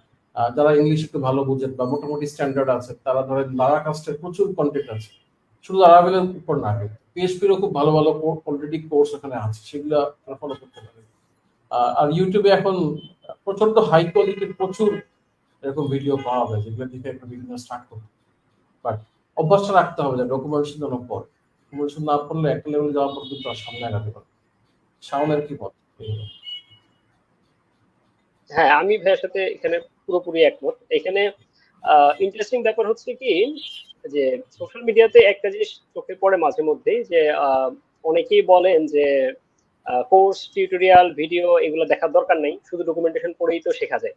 এখন এইটা আসলে আমার কাছে একটু ওয়ান সাইডেড অপিনিয়ন মনে হয়, এই কারণে যে যখন কেউ ফান্ডামেন্টাল জিনিসপত্র শিখে ফেলছে এবং সে নতুন যে কোনো একটা কিছু শেখার তার একটা ক্যাপাবিলিটি তৈরি হয়েছে, তখন সে আসলে ডকুমেন্টেশন হোক বা যে কোনো সোর্স হোক, বই হইতে পারে, ভিডিও হইতে পারে, যে কোনো একটা কিছু দেখে কিন্তু ইজি। হ্যাঁ, বাট সরি বাট একজন বিগিনারের ক্ষেত্রে জিনিসটা কিন্তু এক্স্যাক্টলি ওরকম নাও হইতে পারে। হ্যাঁ, একজন বিগিনারের জন্য লার্নিং প্রসেসটা কিন্তু একটু ডিফারেন্ট। তো তখন হয় কি, যে বিগিনারদের জন্য কোন একটা জিনিস কেউ যদি ভালো মতো এক্সপ্লেইন করে বুঝায় দেয়, তার জন্য বুঝাটা ইজি। সো একদম বিগিনারদের জন্য ডকুমেন্টেশন অনেক ক্ষেত্রে ডিফিকাল্ট হতে পারে, আবার অনেকের আন্ডারস্ট্যান্ডিং ভালো হলে সে আসলে ডকুমেন্টেশন পড়েও শিখে ফেলতে পারে। তো এটা এমন না যে সবার জন্যই ডকুমেন্টেশন বেস্ট সলিউশন, সবার জন্যই কোন একটা ভিডিও বা কোর্স ভালো সলিউশন। এইটাও ওই যে ভাই যেটা বলছেন, যে এই পয়েন্টটা ইম্পর্টেন্ট, যে আমার বুঝতে পারা উচিত যে আমার লার্নিং মেথড, আমি কিভাবে আসলে ভালো শিখতে পারি, এটা আমাকেই বুঝতে হবে। কেউ হয়তো একটা ভিডিও টিউটোরিয়াল দেখে ভালো শিখতে পারে, কেউ হয়তো বই পড়ে শিখতে পারে, কিন্তু সবাই ভিডিও টিউটোরিয়াল দেখে দেখে আমিও ভিডিও টিউটোরিয়াল দেখতে গেলাম, বাট আমি আসলে বই পড়ে ভালো শিখতে পারি বা একটা টেক্সট পড়ে ভালো শিখতে পারি, তাহলে তো আসলে হইলো না, রাইট? তো এটা নিজেরটা নিজে একটু ফিগার আউট করতে পারা, যে আমি আসলে কোনটা পড়ে শিখতে পারি। আর প্লাস হচ্ছে ভাইয়া যেটা মেনশন করছেন, এটা খুব ইম্পর্টেন্ট, যে কোন একটা কনসেপ্ট বোঝার জন্য হয়তো টিউটোরিয়াল, কোর্স এগুলা গুড এনাফ, বা একটা ভিডিও হয়তো গুড এনাফ, কিন্তু ফাউন্ডেশন স্ট্রং করার জন্য আমি শুধু দেখে গেলাম, পড়ে গেলাম, হবে না। এটা দিয়ে কোনোদিনও ফাউন্ডেশন স্ট্রং হবে না। আমাকে হাতে কলমে কাজ করতে হবে, আমাকে বিভিন্ন এক্সপেরিমেন্ট করে করে দেখতে হবে যে আচ্ছা আমি এরকম দেখছি, এটাকে আমি যদি এইভাবে না করে ওইভাবে করি, তাইলে পরে কি হবে। হ্যাঁ, আমরা পার্সোনালি কিন্তু আমার ধারণা, আমরা যারা ইন্ডাস্ট্রিতে অনেকদিন ধরে কাজ করছি, তারা মনে হয় সবাই একমত হবে যে আমরা কিন্তু আমাদের ফাউন্ডেশন আসলে এইভাবে শক্ত করছি, যে কোন একটা কিছু শিখছি, সেটাকে আবার বিভিন্ন বিভিন্ন রকম ভাবে করছি, এক্সপেরিমেন্ট করছি, বিভিন্ন প্রবলেম সলভ করছি, করে করে কিন্তু আমাদের একটা ফাউন্ডেশন স্ট্রং হয়েছে। কিন্তু এখন যারা শিখতেছে তারা আসলে এই ব্যাপারটা অনেক সময় বুঝতে পারে না বা এই জিনিসটা খেয়াল করে না যে আমার আসলে অনেক হ্যান্ডস অন প্র্যাকটিস করা উচিত। রাইট ভাই, তাহলে আমরা যেটা যদি সামারি করতে চাই পুরো জিনিসটা, যেটাতে আমিও সবার সাথে আসলে একমত, যে তার মানে আমাদের শুধু ভিডিও বা শুধু ডকুমেন্টেশন এরকম না করে বিগিনার হিসাবে আমাদের দুটার একটা ব্যালেন্সিং কম্বিনেশন আনা উচিত, যেটা আমার জন্য সুইটেবল, আমার জন্য যেটা ভালো কাজ করবে, এবং তার সাথে আমার যে প্র্যাকটিক্যাল ইমপ্লিমেন্টেশনটা আছে সেইটাকে যদি আমি কানেক্ট করতে পারি, প্রপার প্রবলেম সলভিং এর থ্রুতে যদি আমি যাইতে পারি, তাইলে হয়তো আইডিয়াল লার্নিং যে এনভায়রনমেন্টটা হওয়া দরকার আমার, সেটা হয়তো আমার জন্য হবে। সো এই জায়গাটাতে ভাই আমাদের জন্য আরেকটা খুবই কমন কোশ্চেন আমরা যেটা পাই আমাদের অডিয়েন্সের কাছ থেকে, যে ভাই আমি তো লারাভেলের তো অনেক কনসেপ্ট, পিএইচপির তো অনেক কনসেপ্ট, এখন অনেকে কি হয়ে যায় ভাই মোটামুটি অথই সমুদ্রে পড়ে যায় শুরুর দিকে। সো শুরুর দিকে একবারে সব কনসেপ্ট গ্র্যাপ করাটা ওর জন্য ডিফিকাল্ট হয়ে যায়। তাহলে একজন জুনিয়র ডেভেলপার যে তার জার্নিটা স্টার্ট করতে চাইতেছে, ডেফিনেটলি সে অনেক কিছুই শিখবে, বাট কোন কোন কোর ফিচার্স বা কোন কোন কোর জিনিসগুলোর উপরে, সেটা লারাভেল ফ্রেমওয়ার্কস এর হইতে পারে, পিএইচপিটা তো ডেফিনেটলি আছে, স্পেসিফিক্যালি লারাভেলের কোন কোন ফিচার্স এর উপরে বা ফাংশনস এর উপরে তার সবচেয়ে বেশি জোর দেওয়া উচিত বলে আপনি মনে করেন? প্রথমে শাওন ভাই বলতে পারেন। আচ্ছা ঠিক আছে, আমি বলি শুরুতে। যারা জুনিয়র বা যারা মাত্র শিখতেছে, আমার কাছে মনে হয় তাদের শুরু করা উচিত জাস্ট একটা সিম্পল ওয়েব অ্যাপ্লিকেশন যদি আমি লারাভেল দিয়ে বানাতে চাই, তাইলে আমার যে যে জিনিসগুলো জানা থাকা দরকার। এটার জন্য আমার কি কি লাগবে? এটার জন্য আমার রাউটিং জানা থাকা লাগবে, এটার জন্য আমার কন্ট্রোলার জানা থাকা লাগবে, ভিউ কিভাবে কাজ করে জানা থাকা লাগবে, প্লাস হচ্ছে আমি কিভাবে মডেলটা বানাইতেছি, কিভাবে এটা ডেটাবেসের সাথে কমিউনিকেট করতেছে, জাস্ট এই বেসিক জিনিসপত্রগুলা। হ্যাঁ, মানে একদম অ্যাডভান্স টপিক গুলা, লাইক কন্টেইনার কিভাবে কাজ করতেছে, সার্ভিস প্রোভাইডার কিভাবে কাজ করতেছে, এগুলো ডেফিনেটলি লাগবে, but not first step. First step হচ্ছে আমি একটা simple application up and running করে ফেলতে পারবো, এইটার জন্য আমার যে যে কয়টা টপিক জানা থাকা দরকার। এবং ইন্টারেস্টিংলি হচ্ছে যে লারাভেলে যে বুট ক্যাম্প সেকশনটা, ওরা কিন্তু এখানে এই কাজটাই করছে, যে আমি কিভাবে একটা সিম্পল অ্যাপ্লিকেশন রান করতে পারি, কি কি স্টেপ ফলো করে, এইটাই কিন্তু একজন বিগিনার বা যে লারাভেল ফার্স্ট শিখতেছে তার জন্য ফার্স্ট স্টেপ। যখন আমি বুঝে ফেলবো যে ওকে ঠিক আছে এইভাবে করে একটা অ্যাপ্লিকেশন রান হচ্ছে, এরপরে নেক্সট স্টেপে গিয়ে আমি অ্যাডভান্স টপিক গুলা দেখবো আর কি, যেটা কিনা আমার ওভারঅল আন্ডারস্ট্যান্ডিং আরো সলিড করবে, আর একটু বড় প্রজেক্ট আমি কিভাবে কাজ করব, হ্যাঁ সেই জিনিসগুলো হচ্ছে নেক্সট স্টেপ। এটা আমার কাছে মনে হয়। ইমরান ভাই যদি কিছু অ্যাড করেন। না, অবশ্যই এটাই আসলে স্ট্যান্ডার্ড। মানে আমরা অনেক সময়, মানে আমার কাছে একটা জিনিসের গাইডেন্সটা একটু ডিফারেন্ট ভাবে মনে হয় দিলে ইউজফুল, যে আমি আসলে লরাবেলের কি শিখবো, তাহলে একটা লিস্ট নিয়ে বসে পড়লাম যে এটা এটা শিখতে হবে। তা না করে এটা আসলে আদার সাইড থেকে আসা উচিত। আমি একটা ছোট ওয়েব অ্যাপ্লিকেশন বানাবো, এখন সেটা বানাতে গিয়ে আমি বারবার আটকাবো, আটকে আমি ওই জিনিসটা খুঁজবো, ঠিক আছে এই জিনিসটা কিভাবে করতে হয়, একটা পেজ আসবে, পেজটা কিভাবে তৈরি হবে, একটা রাউট লিখতে হবে, একটা কন্ট্রোলার তৈরি হবে, একটা একটা ব্ল্যাঙ্ক একটা ভিউ যাবে, আচ্ছা, ঠিক আছে তাহলে একটা পেজ আসবে, পেজটাকে একটু ইন্টারেক্টিভিটি অ্যাড করতে হবে। তো বুট ক্যাম্প যেটা সাউন্ড বললো, বুট ক্যাম্পের মধ্যে এই জিনিসগুলো স্টেপ বাই স্টেপ করে দেখে দিতেছে, ভেরি সিম্পল কুইক অ্যাপ্লিকেশন কিভাবে তৈরি করতে হয়। পাশাপাশি লারাভেলের যে ডকুমেন্টেশন, সেখানে একটা মানে সাব হেডিং আছে, দি বেসিক্স। বেসিক্স মানে যা কভার করা আছে, এটা কিন্তু আসলে একজন স্ট্যান্ডার্ড লারাভেল ডেভেলপারকে মানে অলমোস্ট 1-2 বছর মতো নিয়ে যাওয়ার জন্য যথেষ্ট। অনেক অনেক সিম্পলিফাইড অ্যাপ্লিকেশন সে অলরেডি এগুলা কভার করে এক্সপিরিয়েন্স কাজ করতে পারে, দ্যাটস ডিফারেন্ট। বাট আমার আন্ডারস্ট্যান্ডিং আমি লারাভেল দিয়ে একটা স্ট্যান্ডার্ড ওয়েব অ্যাপ্লিকেশন বানাতে পারি কিনা, এই কনফিডেন্স আসার জন্য বেসিক্স এর পার্টগুলো ইজ মোর দেন এনাফ। পাশাপাশি থাকে না, মানে আমরা কিন্তু মানে কিউরিয়াস মাইন্ডকে ডিসকারেজ করতে চাই না। আচ্ছা ঠিক আছে, ফ্যাসাদ কিভাবে কাজ করে, কন্টেনার কিভাবে কাজ করে, এগুলো আমাকে বুঝতেই হবে এরকম না। হ্যাঁ, আইডিয়া থাকতে পারে, আমি ইউজ করা শিখতে পারি, ঠিক আছে ফ্যাসাদ কিভাবে কাজটা হয়। ফ্যাসাডই আমাকে বুঝতে হবে ইন্টারনালি ফ্যাসাড কিভাবে কাজ করে, এটা আমি খুব কমিউনিটি দেখি। আমার কাছে মনে হয় ভাই কেন আমাকে কেন বুঝতে হবে যে ফ্যাসাড কিভাবে কাজ করে, সার্ভিস কন্ট্রোলার কিভাবে কাজ করে, সার্ভিস কন্ট্রোলারকে তোমার সবার আগে ইউজ করা শেখো, কয়েক বছর পর সার্ভিস কন্ট্রোলার ইন্টারনালি কিভাবে কাজ করে সেটা অটোমেটিক্যালি ফিগার আউট করতে পারবে। সো সেই মানে অ্যাডিশনাল কিছু বলবো না, এগুলোই। আর আরেকটা জিনিস যেটা হচ্ছে যে আমরা অনেক সময় মিস করি, সেটা হচ্ছে আমরা লারাভেল শিখতেছি, এটা সময় দিচ্ছি, পিএইচপি একটু সময় দিচ্ছি, কিন্তু ডেটাবেস বা ডেটা মডেলিং কিভাবে করতে হয় এই বিষয়গুলো বেমালুম ভুলে যায়। সো টেবিল তৈরি হয় অনেক, মডেলগুলো ডিস মানে কি বলবো ডিসজয়েন্ট মডেল তৈরি হয়, তো ওই জায়গায় একটু সময় দেওয়া উচিত। ঠিক আছে, ডেটা মডেলিং কিভাবে করে এই জায়গায় আসলে একটু সময় দিয়ে নেওয়া উচিত ফান্ডামেন্টাল, তাহলে বিল্ডিং বক্সটা খুব সুন্দর তৈরি হবে, লারাভেল অ্যাপ্লিকেশনটা আসলে প্রপারলি দ্বারা করতে পারে। পারফেক্ট ভাই, বুঝতে পারছি। হোপফুলি আমাদের যারা বিজ্ঞানের অডিয়েন্স যারা আছেন তারাও হয়তো একটা সলিড আন্ডারস্ট্যান্ডিং এখান থেকে পাইতেছেন। ভাই আমি এখন মানে আরেকটা খুব পয়েন্ট আপনাদের সবার সামনে একটু আনতে চাইতেছি। দেখেন একটা জিনিস যেটা করি ভাই, আমাদের প্রত্যেকটা কোর্স আপনারা এত কষ্ট করে যখন একটা কোর্স ডিজাইন করেন, ডেফিনেটলি অনেকগুলো প্রজেক্ট আপনারা ম্যাস অডিয়েন্সের কথা চিন্তা করে বানান, তৈরি করেন। আমরা যেটা দেখি ভাই, অনেক স্টুডেন্টই কি করে, ধরেন একটা কোর্সে যে প্রজেক্টগুলো আছে সেই প্রজেক্টগুলো সে কমপ্লিট করে ওটাই সে তার পোর্টফোলিওতে দিতেছে এবং ওইটারই সে তার স্ট্যান্ডার্ড আইডিয়াল প্রজেক্ট লাইব্রেরি বানায় সে রাখছে, যেটা তার শুধুমাত্র কোর্সের অ্যাসাইনমেন্ট বা কোথাও করানো হয়েছে। সো এইটাতে যে সমস্যাটা দেখা যায় ভাই, যে দেখা যায় যে একটা জবে যখন 10 জন অ্যাপ্লাই করে 8 জনেরই সেম প্রজেক্ট, সবার সেম প্রজেক্ট, এই সেম বিষয়। তো এখন যদি আমি কম্পিটিশন থেকে নিজেকে একটু আগায় রাখতে চাই, তাইলে শুধুমাত্র আমার এই কোর্সের প্রজেক্টগুলাই কি আমার জন্য এনাফ, নাকি একটা স্ট্রং পোর্টফোলিও যদি আমি বিল্ড আপ করতে চাই, অন্য 10 জনের চাইতে যদি আমি একটু আগায় থাকতে চাই জব মার্কেটে, সেক্ষেত্রে আমার পোর্টফোলিওটা ভাই আসলে কিভাবে আরো স্ট্রং করা উচিত? এটা আসলে আরো বড় প্রবলেম। আমরা যখন দেখি যে সিমিলার প্রজেক্ট দিয়ে রেজুমে আসতেছে, আমরা তাকে ইনস্ট্যান্টলি বাদ দিয়ে দিই।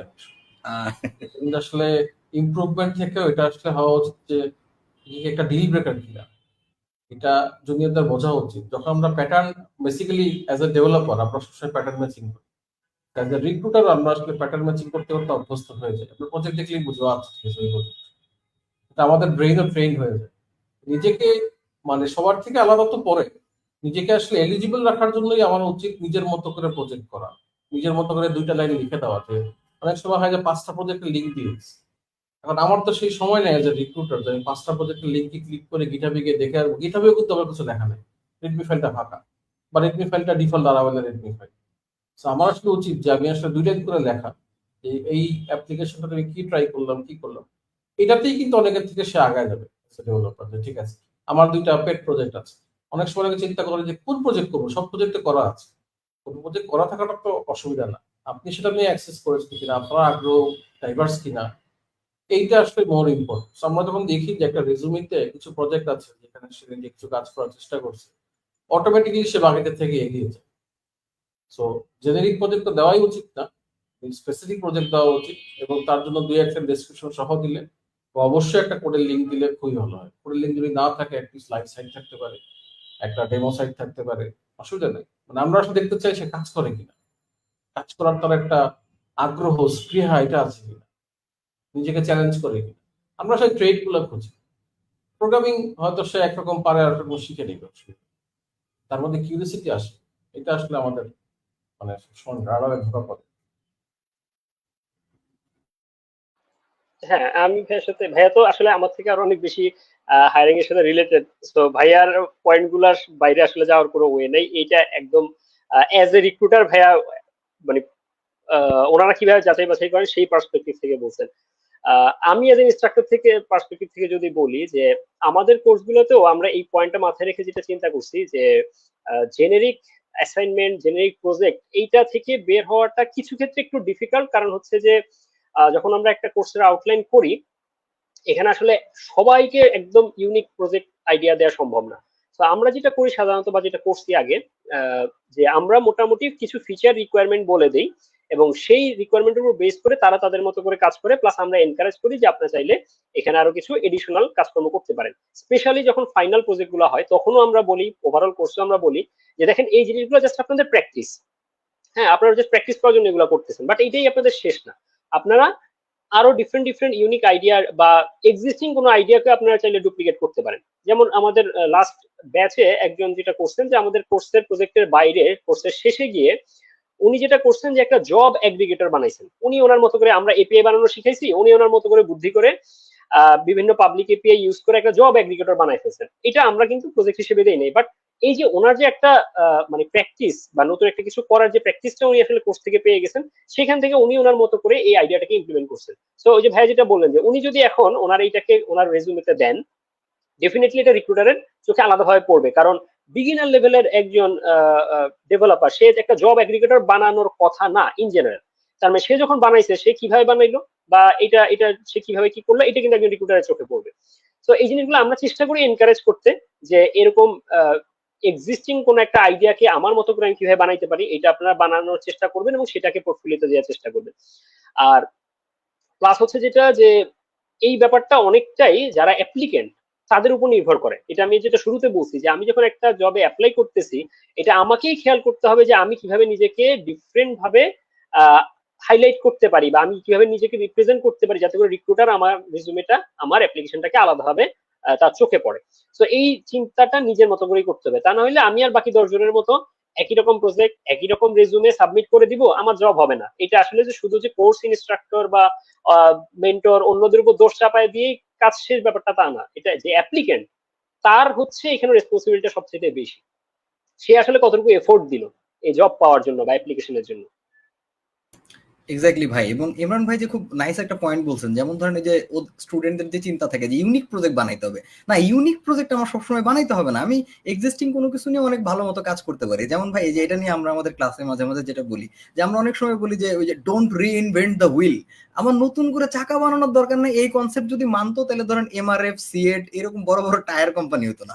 ওরা নতুন করে চাকা বানায় নাই, ওইটার ইমপ্লিমেন্টেশন খুব নাইস করে ওদের মতো করে করার চেষ্টা করছে।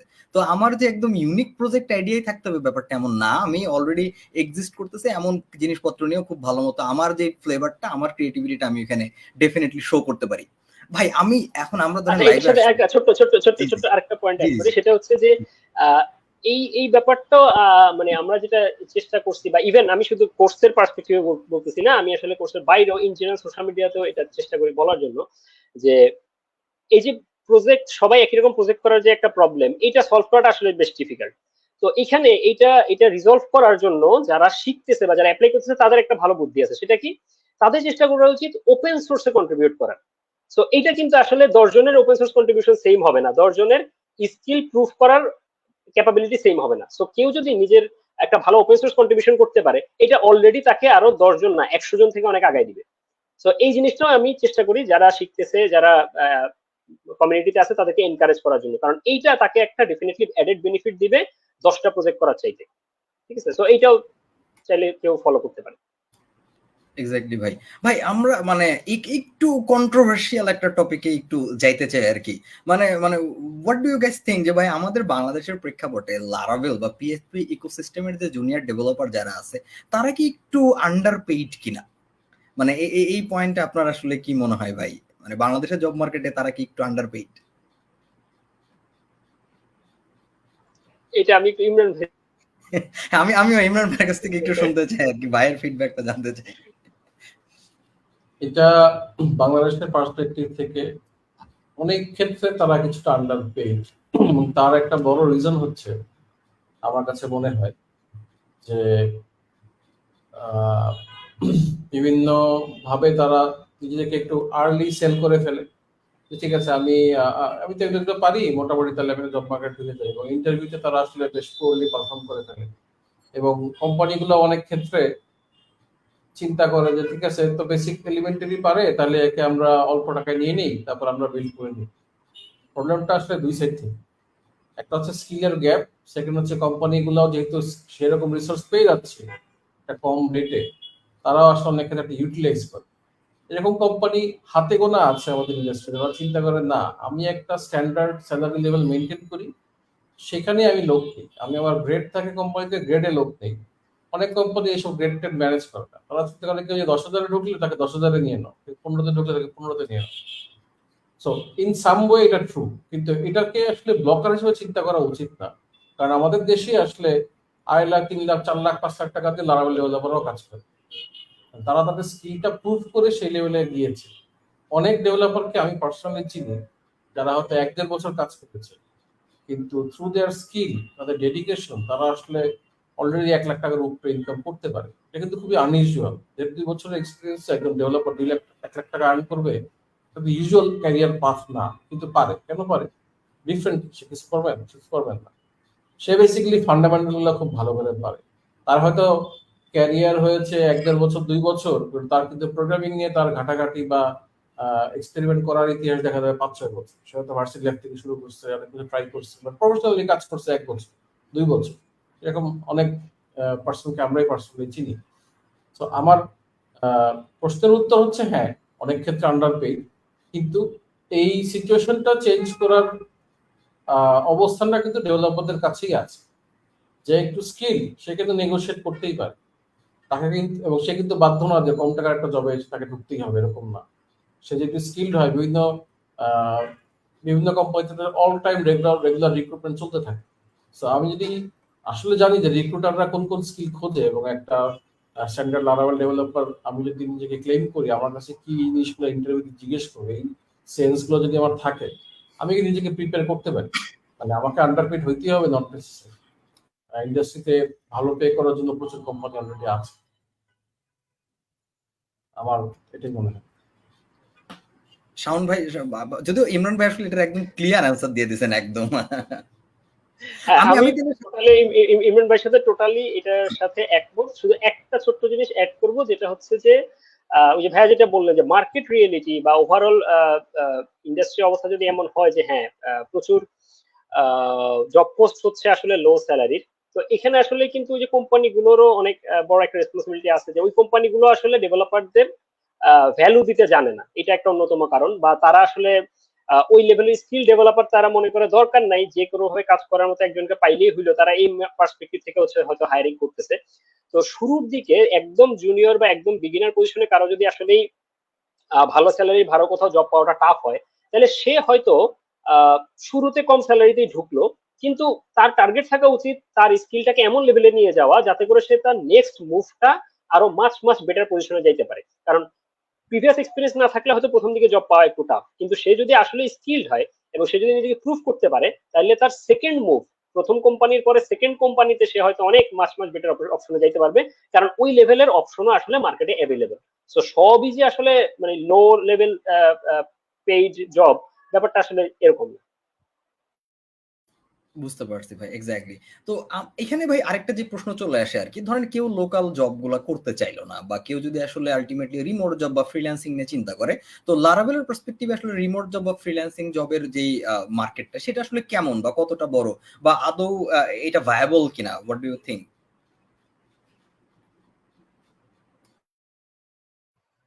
এটা তাহলে আমি একটু ছোট্ট করে শুরুতে বলি, সেটা হচ্ছে যে লারাভেলের জন্য এই মুহূর্তে অনেক রিমোট জবের অপরচুনিটি আছে, ফ্রিল্যান্সিং করার অপরচুনিটিও আছে।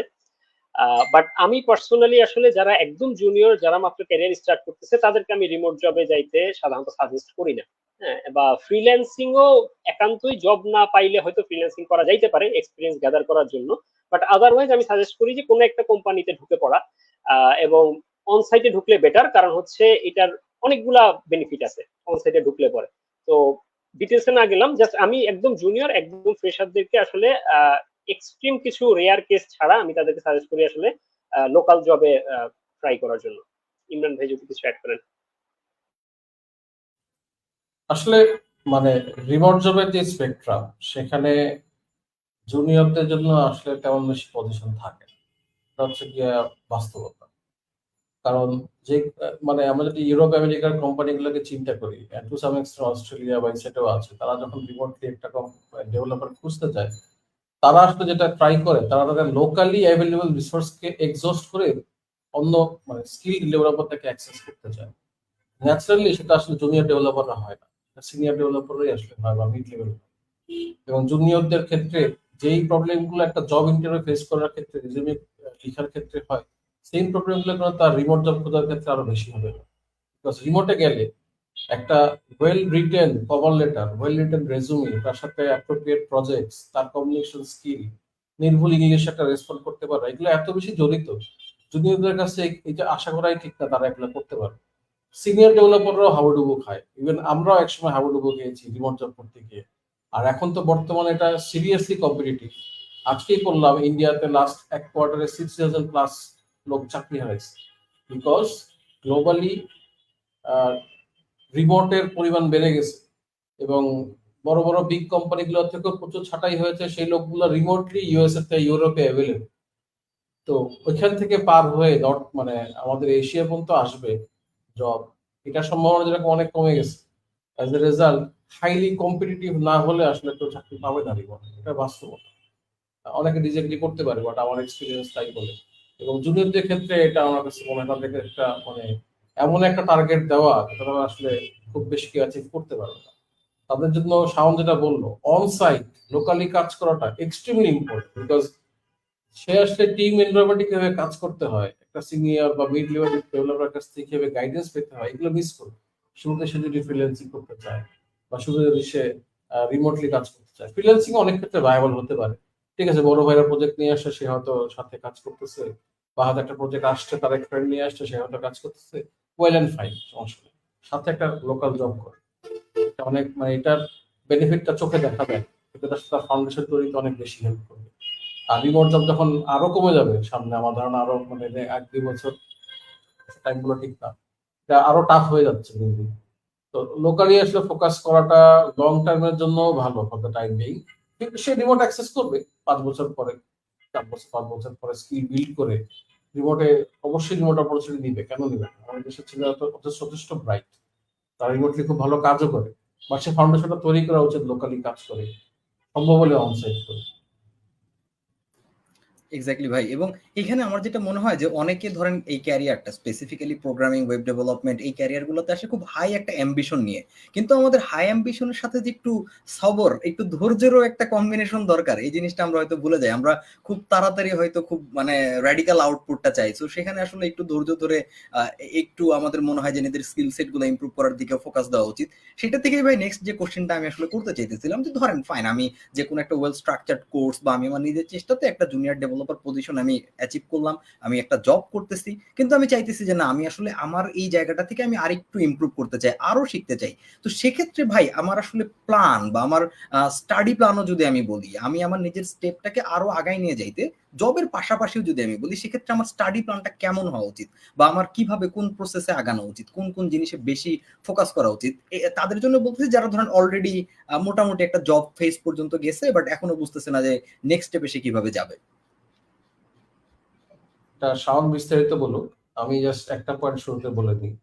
সবার আগে সম্ভব হলে একজন মেন্টর ঠিক করা উচিত, তার কাছ থেকে গাইডেন্সটা দেওয়া উচিত যে ভাই আমার এই অবস্থা, আমি এখানে আসছি, এটা আমার টার্গেট, আমাকে যদি একটু গাইড করতে পারতেন।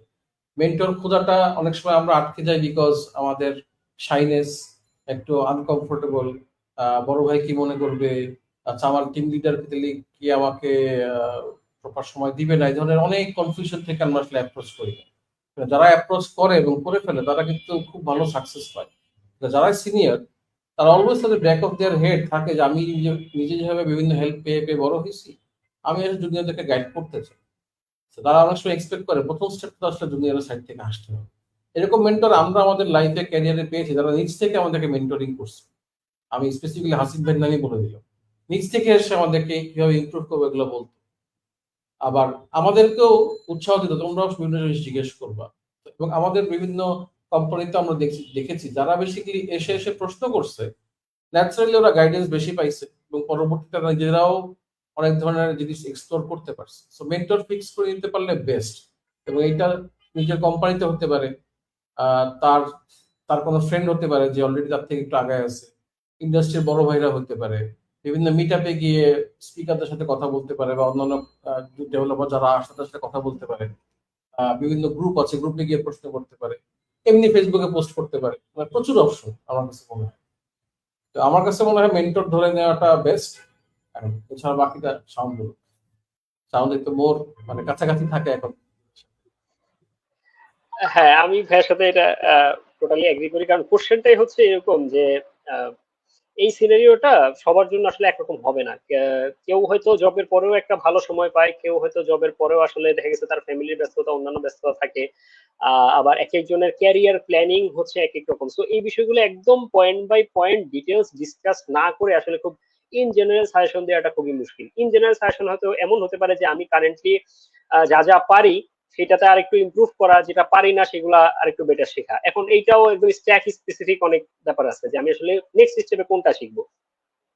তো এই ব্যাপারগুলো ভাইয়া যেটা বললো যে পার্সোনালি যদি কোনো কারোর সাথে এরকম মেন্টরশিপ নেওয়া যায়, বা ইন্ডাস্ট্রিতে তো আমরা বুঝি যে আসলে কানেকশন মানে হচ্ছে যে আমি কারোর সাথে ফেসবুকে কানেক্টেড হলাম, তার পোস্টে লাইক দিলাম, তার পোস্টে কমেন্ট করলাম বা পোস্ট শেয়ার দিলাম, এইটা না। আসলে ইন্ডাস্ট্রিতে একটা ভালো কানেকশন সিনিয়রদের সাথে ক্রিয়েট করার অনেক রকমের ওয়ে আছে। তো ওই নিজের মতো করে একটু বুদ্ধি করে এই ওয়েগুলোকে কাজে লাগানো এবং কানেক্টেড হওয়ার চেষ্টা করা, যাতে করে আমি মেন্টরশিপটা বা তার থেকে বিভিন্ন প্রয়োজনে সাজেশন নিতে পারি, এটা একটা। আরেকটা হচ্ছে যে আমি অনেক সময়, প্রায় সময় এই জিনিসটা রিপিটেটিভলি হচ্ছে সোশ্যাল মিডিয়াতে শেয়ার করি, এডিপি লিস্ট নামে যে প্ল্যাটফর্মটা আছে, এই প্ল্যাটফর্মটা একদম ফ্রি মেন্টরশিপের প্ল্যাটফর্ম। এখানে অনেক এক্সপিরিয়েন্স মানুষজন মেন্টরশিপ দিচ্ছে। লোকাল এবং গ্লোবাল অনেক এক্সপার্ট মানুষজন। সো এই প্ল্যাটফর্মটাকে কাজে লাগানো উচিত আমাদের আমাদের বিশেষ করে যারা জুনিয়র।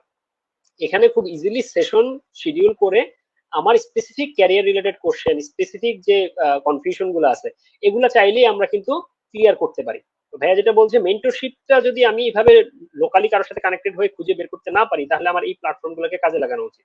অথবা ভাইয়া যেটা বললেন যে বিভিন্ন ফেসবুক গ্রুপে আমি হয়তো ইন জেনারেল আমার যে কোশ্চেন গুলা সেগুলা পোস্ট করতে পারি। ঠিক আছে, তো এক একজনের জন্য যেহেতু অ্যান্সারটা ডিফারেন্ট হবে, সো এটা আসলে one to one connection create করে বা শিডিউল করে অ্যান্সার নিতে পারলে সবচেয়ে বেটার। ভাই আমাদের আজকের যে পুরো সেশনটা ছিল, আমার মনে হয় এখানে চাইলে একটা মানুষ আসলে নোট ডাউন করেও অনেক তথ্য নিয়ে যেতে পারবে। আপনারা দুইজন এত দারুণ করে প্রত্যেকটা জিনিস এত সুন্দর করে এক্সপ্লেন করছেন যে এখান থেকে আসলে খুব নাইস একটা ইনসাইটস কিন্তু পাওয়া সম্ভব এভরি সিঙ্গেল ডিটেলস নিয়ে। ভাই এখন একটু ট্রেন্ডি একটা টপিক নিয়ে আমি একটু কথা বলতে চাই, যদিও ট্রেন্ডি না, আপনারা সবাই এটা সম্পর্কে যথেষ্ট ভালো মতোই জানেন আর কি, বাট এটা নিয়ে অনেক হাইপ এবং মানে আমার কাছে মাঝে মাঝে মনে হয় একটু ওভার হাইপ। আমার গতকালও ধরেন একটা লাইভ সেশন ছিল এআই নিয়ে। এআই নিয়ে আমি যেটা দেখছি ভাই, মানে নতুন অনেকে আছেন যারা ধরেন শেখার ব্যাপারে যতটা কনসার্ন, এআই তাকে রিপ্লেস করে দিবে এটা নিয়ে সে অনেক বেশি কনসার্ন। সো এই এআই পয়েন্টে স্পেসিফিক লারাভেল ডেভেলপারদের কথা যদি আমরা বলি, লারাভেল ডেভেলপার আসলে কতটুকু থ্রেটের মুখে আছে ভাই, বা এই in general AI K cope up করার সাথে, এআই এর সাথে কোপ আপ করার জন্য আমরা আসলে কি কি করতে পারি, বা আমাদের স্টেপস গুলা কেমন হওয়া উচিত? আচ্ছা, এইটার ব্যাপারে আমি সাধারণত আসলে অপিনিয়ন দিতে চাই না, এই কারণ হচ্ছে আহ, আহ, এই বিষয়টাতে অনেক ডিফারেন্ট ডিফারেন্ট টাইপের অপিনিয়ন আছে, এবং আসলে এআই ফিল্ডের সামনে ফিউচার কি, এটা আসলে কতটুকু ইম্প্যাক্ট করবে, এটা ইভেন এআই ফিল্ডের এক্সপার্টদের মধ্যেও বিভিন্ন বিভিন্ন রকমের মতভেদ আছে। হ্যাঁ, তো আমরা আসলে যে যে স্পেকুলেশন গুলো আমরা করি সেগুলো অনেকটাই জাস্ট আন্দাজের উপর। তো আমার কাছে মনে হয় না যে আসলে এআই রিপ্লেস করবে কি করবে না, এটা কতটুকু ইম্প্যাক্ট করবে, এইটা নিয়ে খুব বেশি ওরিড হওয়ার বা এটা নিয়ে খুব বেশি আহ আলোচনা জরুরি। বরং যেটা দরকার যে সেটা হচ্ছে, হ্যাঁ, এআইটাকে আমি যদি অ্যাজ এ টুল হিসেবে এখন চিন্তা করি, এটাকে আমি কাজে লাগাতে পারতেছি কিনা বা কতটুকু কাজে লাগাতে পারতেছি, এইটা হয়তো আমরা চিন্তা করতে পারি যে এক্সিস্টিং যে টুল গুলো আছে এগুলা আমার কারেন্ট প্রোডাক্টিভিটিতে কতটুকু হেল্প করতে পারে, আমাকে এখন এই মুহূর্তে কতটুকু আমার কাজের জন্য আমার এটা কাজে লাগতেছে, এই এই বিষয়গুলোতে বরং আমরা বেশি ফোকাস করলে মনে হয় বেটার। বাট এইটার ফিউচার কি হবে না হবে এই আলোচনাটা আমি পার্সোনালি করতে চাই না, কারণ আমার ওই ওই লেভেলের এক্সপার্টাইজ নাই। ইমরান ভাই হয়তো না ভাই, এইখানে যে সমস্যাটা হয়েছে ধরেন স্পেসিফিক্যালি এনভিডিআর সিইওর যে স্টেটমেন্টসটা, আপনারা সবাই এনভিডিআর সিইওর স্টেটমেন্টস এর পরে ব্যাপারটা আরো মানে বিগিনারদের ভিতরে আমার কাছে মনে হয় যে ফিয়ারটা আরো বাড়ায় দিছে আর কি। এখন এইরকম অপিনিয়ন আসলে একদম ওই এই ধরনের মানুষজনকে যদি আমরা ইভেন থট লিডারও চিন্তা করি, থট লিডারদের মধ্যেও ডিফারেন্ট ডিফারেন্ট টাইপের অপিনিয়ন আছে, রাইট? তো কেউ একটা কিছু বললে, বিশেষ করে এই ধরনের কোম্পানি ওনার যখন কোনো একটা অপিনিয়ন দেয়, সেক্ষেত্রে অনেক ক্ষেত্রেই তার কিছু বায়াসনেস থাকে, সে তার আসলে কোম্পানির পার্সপেক্টিভ, হ্যাঁ, কোম্পানির প্রফিট অনেক কিছু মাথায় রেখে চিন্তা ভাবনা করে। ইভেন আমরা রিসেন্টলি হয়তো দেখছি যে ডেভিন এআই, এটার অনেক কিছু আমরা দেখছি যে যেটা মার্কেটিং করা হয়েছে সেটা আসলে ফেক। গুগল জেমিনি নিয়ে তারা যে মার্কেটিং ইনিশিয়ালি করছিল সেখানে অনেক কিছু ফেক ছিল। তো এই বিষয়গুলোর সাথে অনেক মার্কেটিং এবং এখানে আসলে অনেক বড় ফিনান্সিয়াল অনেক ব্যাপার সেবা জড়িত। সো আমরা যা কিছু দেখতেছি এআই নিয়ে, তার সবই 100% ট্রু না, এইটা যেমন মাথায় রাখার দরকার আছে। আর প্লাস হচ্ছে ওই যে মানে এগুলা নিয়ে খুব বেশি ফিউচারে কি হবে না হবে এই আলোচনাগুলা মানে আমার কাছে পার্সোনালি মনে হয় যে খুব জরুরি না এই মুহূর্তে। আমরা তো দেখবোই আসলে ট্রেন্ড কোন দিকে যাচ্ছে, এমন না যে কালকে সকালে উঠে দেখলাম যে এআই আমার সব চাকরি নিয়ে গেছে, ব্যাপারটা তো আসলে কখনো এরকম হবে না। আমরা ট্রেন্ডটা ফলো করতে থাকি, কোন দিকে যাচ্ছে, আমার স্কিল কোথায় ইমপ্রুভ করা দরকার, আমার কি কি শেখা দরকার, বা কিভাবে আমি এটাকে কাজে লাগাতে পারি। আমার মনে হয় অ্যাজ এ ডেভেলপার আমরা এটার দিকে ফোকাস করলেই বেটার। ইমরান ভাই যদি কিছু বলেন। নতুন করে কিছু বলার নাই, যারা স্কিল তারা বেসিক্যালি তাদের সবসময় ইন্ডাস্ট্রিতে প্রয়োজন থাকবে, নিজের স্কিল বাড়ানোটা ইম্পর্টেন্ট। এ চাকরি খেয়ে দিল কিনা এটা আসলে ইরিলেভেন্ট চিন্তা, প্রয়োজনীয় থেকে বেশি বলা আসলে প্রয়োজনীয় আশা করি। এক্স্যাক্টলি ভাই, মানে আমার মনে হয় যে এটা আসলে ভয় না পেয়ে এটা এআই রিয়েল এবং এটা আমাদের কাজে কিভাবে লাগানো যায় সেই ব্যাপারে আমাদের বেশি চিন্তা করা উচিত। এটা নিয়ে আসলে খুব বেশি ফেয়ারে থাকার আসলে কিছু নাই। আমি আমার ফান্ডামেন্টালস স্ট্রং না, আমি বেসিক জিনিসপত্রই পারি না, সো আমার তো এইগুলো নিয়ে এখন এত চিন্তা করে মাথা খারাপ করে লাভ নাই। ভাই আমরা মোটামুটি আমাদের যে আলোচনাটা ছিল, যে লাইভটা ছিল, এটা আমরা অলমোস্ট শেষ পর্যায়ে চলে আসছি। এখন মানে ইন জেনারেল কারেন্ট যদি বাংলাদেশের লার্নারদের কথা বলি, বা বাংলাদেশের যারা বর্তমানে লারাভেলের কথা বলেন, বা আপনারা শুধুমাত্র লারাভেল না, আপনারা মার্ন স্ট্যাক, পাইথন স্ট্যাক, সব স্ট্যাকের যারা বিগিনার আছে, লার্নার আছে, জুনিয়র আছে, সবার সম্পর্কে জানেন। সো ভাই বাংলাদেশের আইটি ইন্ডাস্ট্রি স্পেসিফিক্যালি প্রোগ্রামিং আসলে কোন দিকে যাইতেছে? খুব পজিটিভ দিকে কি যাইতেছে, নাকি আসলে আমরা অনেক বেশি স্টুডেন্ট বের করতে পারতেছি বাট খুব কোয়ালিটি রিসোর্সেস এখনো জেনারেট করতে পারতেছি না? বা ইন জেনারেল এই যে গ্রোথটা, এইটা এইটা আপনারা আসলে কিভাবে দেখতেছেন? আপনাদের পার্সোনাল ওপিনিয়ন কিরকম এই পয়েন্টে? ইমরান ভাই যদি একটু আগে বলেন। আহ, আমার কাছে মনে হয় ট্রেন্ডটা ভালো, অনেকে ইন্টারেস্টেড।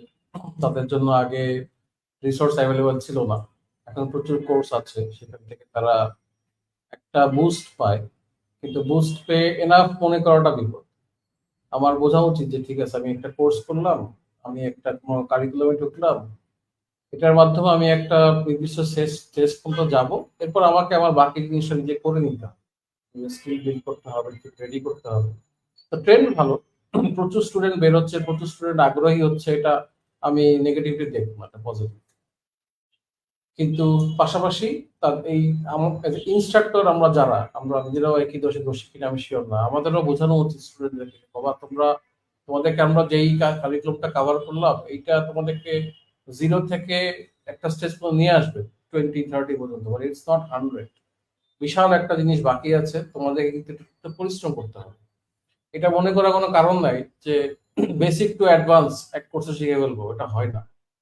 সারা দুনিয়ার কোনো স্কিল তাড়াতাড়ি আসলে অ্যাকোয়ার করা যায় না, কারণ মানুষের মাইন্ড যেভাবে কাজ করে, একটা জিনিস নিয়ে সময় দিলে সেই কনসেপ্টটা এক্সপ্যান্ড করে, সেটার মধ্যে আন্ডারস্ট্যান্ডিং বাড়ে, তার ইউটিলাইজেশনটা মানুষ বোঝে, সেটাকে ইউজ করতে পারে। এক বসে বসে যদি ক্লাস 10-এর পুরো ম্যাথ বই কেউ সলভ করে ফেলে, তার মানে সে ভালো ম্যাথ পারবে, বিষয়টা এরকম না। ম্যাথ করতে হলে তাকে আসলে ম্যাথের পেছনে সময় দিতে হবে, ভুল করবে, শিখবে, বুঝবে, আস্তে আস্তে তার স্কিলটা গ্রো করবে। তো ট্রেন্ড হিসেবে ভালো, অসুবিধা নাই, কিন্তু তার লিমিটেশনটা বোঝা খুব জরুরি। আর দেশে আমার কাছে মনে হয় প্রচুর স্টার্ট আপ হচ্ছে এখন, প্রচুর স্যাস তৈরি হচ্ছে, প্রচুর কাজ এর স্কোপ লোকালি তৈরি হচ্ছে। আগে আমরা ফরেন কোম্পানির উপর প্রচুর ডিপেন্ডেন্ট ছিলাম, এখন প্রচুর ছোট ছোট ইআরপি, পিওএস সিস্টেম, এটা সেটা অনেক ধরনের সফটওয়্যার লোকালি তৈরি হয়, এবং অনেক মানে গ্লোবাল কোম্পানি, প্লাগইন কোম্পানি সব কিন্তু বাংলাদেশ থেকে তৈরি হচ্ছে। তার মানে কাজের এখানে স্কোপ বাড়তেছে, কমতেছে।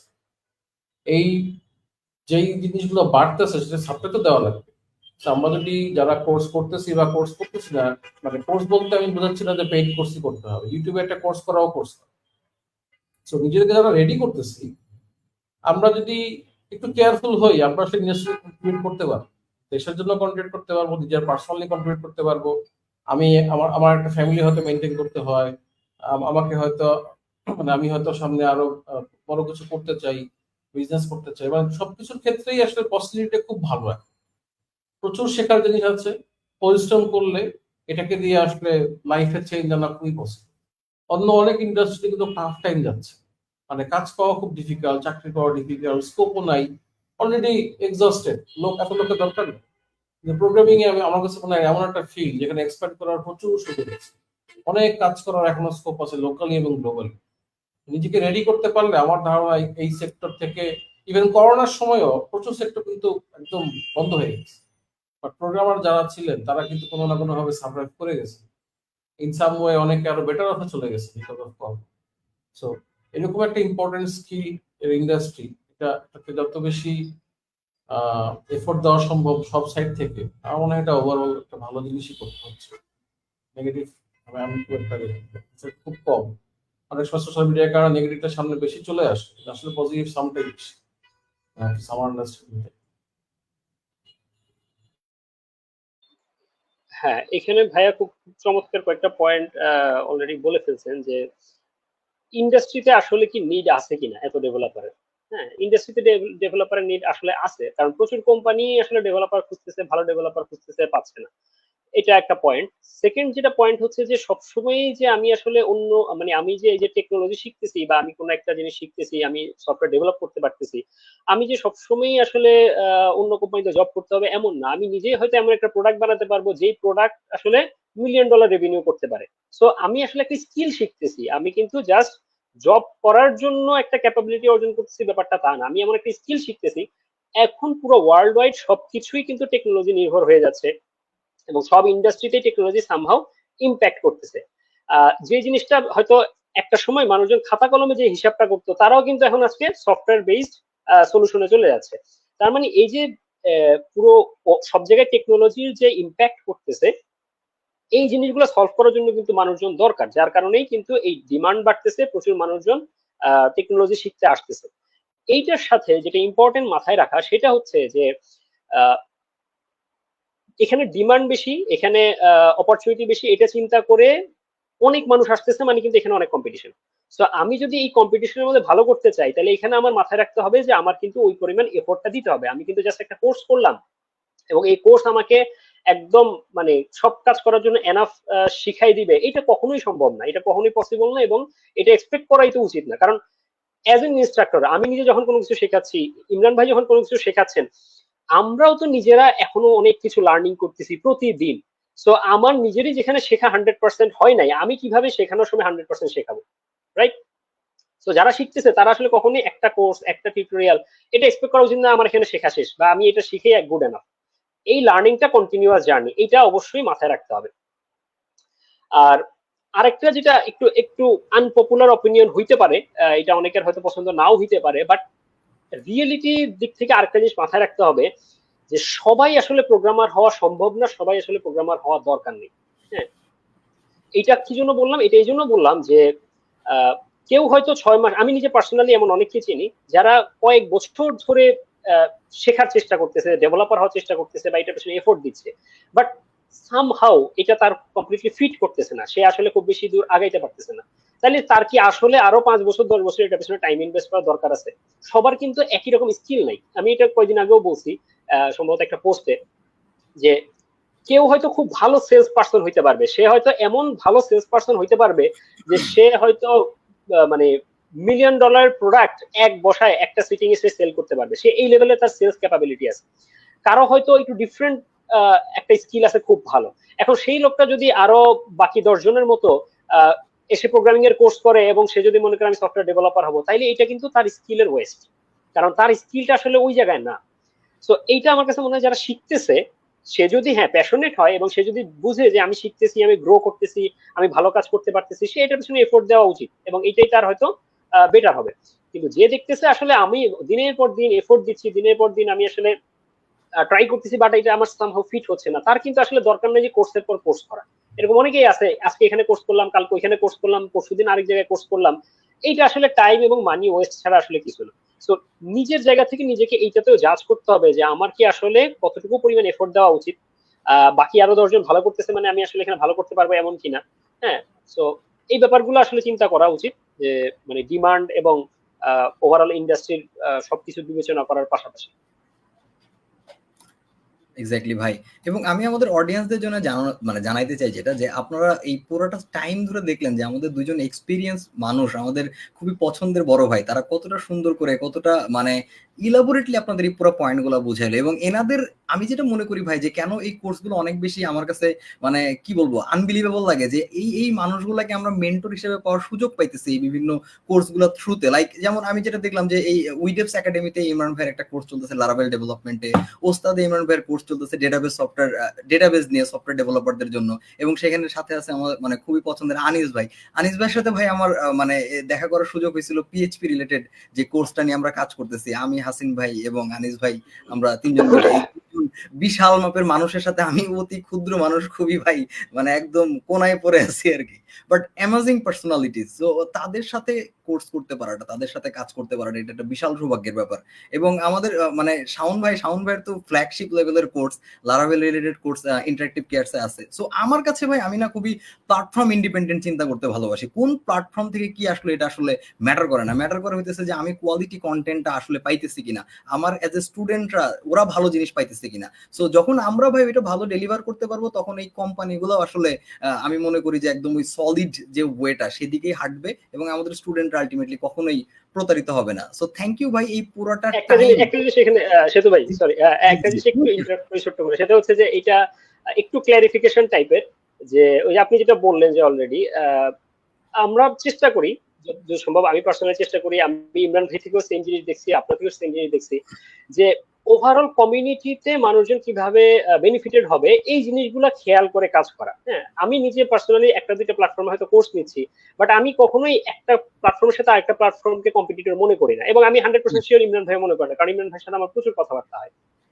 তো আমি ইমরান ভাই কোর্স প্রমোট করি, আমি আরো অন্যদের যে কোর্সগুলো আমার কাছে মনে হয় যে ইফেক্টিভ আমি সেই কোর্সগুলো প্রমোট করার চেষ্টা করি। এখানে মানে কখনোই এটা প্ল্যাটফর্ম বিবেচনা করে, হ্যাঁ, বা এখানে নিজের কোনো বেনিফিট চিন্তা করে আসলে আমরা কখনো করি না। এটা আমি ইভেন সেতু ভাই আপনাকেও দেখছি, ইমরান ভাই তো করেনি, ইমরান ভাই তো প্রচুর অন্যদের রিসোর্স কন্টেন্ট শেয়ার করেন। তো এই জায়গাটাতে ইম্পর্টেন্ট হচ্ছে যে আমরা মানে এই যে মেন্টরিং বা কোর্স করানোটা সবসময় যে আসলে ফিনান্সিয়াল পার্সপেক্টিভ থেকে চিন্তা করে করা হচ্ছে এমন না, বরং যারা কোর্স করতেছে আপনি দেখবেন যে তাদের ফিডব্যাকটা কেমন, তারা আসলে এখান থেকে শিখতেছে কিনা, বা যারা আসলে ইন্ডাস্ট্রিতে কাজ করতেছে তারা যখন এরকম কোর্স করাচ্ছে তাদের থেকে কিন্তু ইন্ডাস্ট্রি এক্সপিরিয়েন্স শেখার একটা সুযোগ পাচ্ছে লার্নাররা।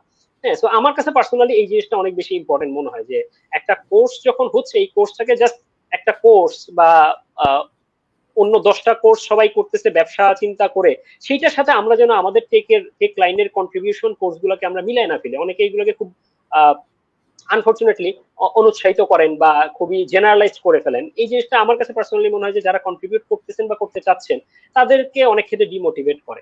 সেটা না করে আমরা বরঞ্চ যে ভালো কাজগুলো হচ্ছে, যে কন্ট্রিবিউশন গুলো হচ্ছে, চেষ্টা করি, হ্যাঁ আমি জানি না যে ইমরান ভাই কেমন কোর্স করাচ্ছে, আমি একটু জানার চেষ্টা করি, ভালো মনে হলে আমি এটা প্রমোট করলাম, ভালো মনে না হলে আমি ইগনোর করলাম। আমার কাছে মনে হয় যে এইটা ইন জেনারেল আমাদের কমিউনিটি আসলে বেশি বেনিফিটেড হবে। এক্স্যাক্টলি ভাই, এবং আমরা আমাদের লাইভের একদম শেষ পর্যায়ে চলে আসছি এবং মানে কথাটা বললেন আমি এই জায়গাটাতে এগ্রি করি। ইমরান ভাই যদি লাস্ট কিছু বলে শেষ করতে চান আমাদের অডিয়েন্সদের উদ্দেশ্যে। আমার ধারণা অনেক আলোচনা হয়েছে, এখানে প্রচুর জেম ছিল, এগুলোকে ব্যবহার করা উচিত।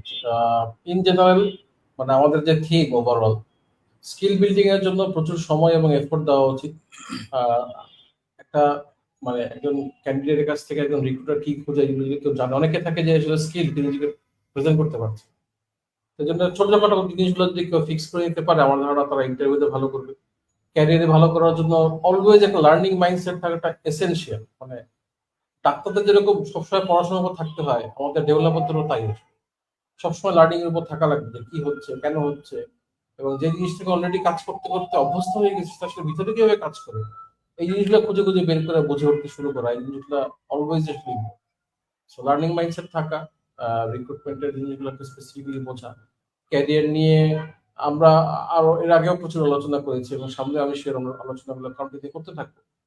সো কমিউনিটির কাছে থাকাটা, বিভিন্ন গ্রুপগুলোর সাথে কানেক্ট থাকা, আমার কাছে মনে হয় এগুলো যদি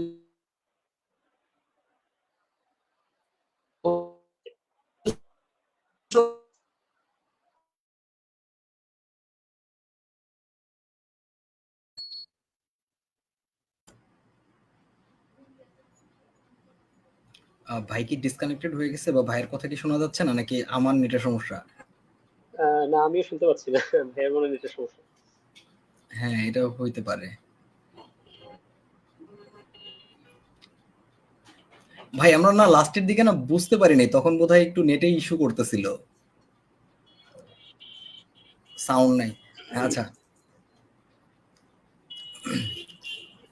সো অলরাইট, আমার মনে হয় যে ভাই আসলে যেটা বলতে চাইছেন এবং লার্নিং মাইন্ডসেট নিয়ে থাকার পর যে পয়েন্টগুলো বলছেন সেগুলো হোপফুলি আমরা সবাই বুঝতে পারছি। এবং আমি না আসলে খেয়ালও করিনি কোন দিক দিয়ে জানি ভাই 1 ঘন্টা 20 মিনিট হয়ে গেছে এবং আপনাদের অনেক সময় নিয়ে ফেলছি এবং আমি এত এনজয় করতেছিলাম, এই লাইভ আরো 2 ঘন্টা এক্সটেন্ড করলেও আমার আসলে কোনো সমস্যা ছিল না এখন। বাট সবকিছু একটা সার্টেন টাইমে করতে হবে, যেমন অডিয়েন্সদের কাছ থেকে অনেক প্রশ্ন আমি নিতেই পারিনি ভাই, বিকজ আমার নিজেরই এত কিছু জানার ছিল আপনাদের কাছ থেকে যে সেই পয়েন্টগুলো আমরা হয়তো ডান করতে পারিনি এখনো। সো হোপফুলি ইনশাল্লাহ আবার আমরা ভাই সামনে কোনো লাইভে আবার আপনাদেরকে পাবো এবং আপনাদের কাছ থেকে আরো অনেক বেশি কিছু জানতে পারবো ভাই।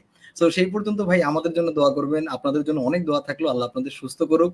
ইনশাল্লাহ ভাই আল্লাহ চাইলে অবশ্যই সামনে কোথাও আবার দেখা হবে, আবার কথা হবে। ভালো থাকবেন ভাই সেই পর্যন্ত। হ্যাঁ, সবাই ভালো থাকবেন, সেতু ভাই, আবার কথা হবে ইনশাল্লাহ। ইনশাল্লাহ ভাই। ইমরান ভাই, ভাই বোধহয় ডিসকানেক্ট হয়ে গেছিলেন। হ্যাঁ, আমার মধ্যে একটু প্রবলেম করছিল। হ্যাঁ হ্যাঁ মোটামুটি ভাই, ঠিক আছে। আলহামদুলিল্লাহ ভালো ছিল লাইফটা। থ্যাংক ইউ সবাইকে যারা কষ্ট করে শুনছেন। আবার দেখা থ্যাংক ইউ হবে। ভাই। আমিও ভাই অপেক্ষায় থাকলাম, আল্লাহ যদি আবার কোনোদিন সুযোগ দেন অবশ্যই আমরা এই আলোচনাটা তো এখনো শেষ হয়নি, আমার কাছে 1 ঘন্টা 20 মিনিট মনে হচ্ছে, মনে হয় যে আমরা আরো কথা বলতে পারতাম। সো এটা ডেফিনেটলি যাতে আবার ভবিষ্যতে কোনোদিন আল্লাহ সুযোগ দেন সেই আশায় থাকলাম ভাই। সে পর্যন্ত ভাই ভালো থাকবেন আপনারা সবাই। থ্যাংক ইউ এই সেশনের জন্য। আসসালামু আলাইকুম ভাই। পরে ওয়ালাইকুম আসসালাম।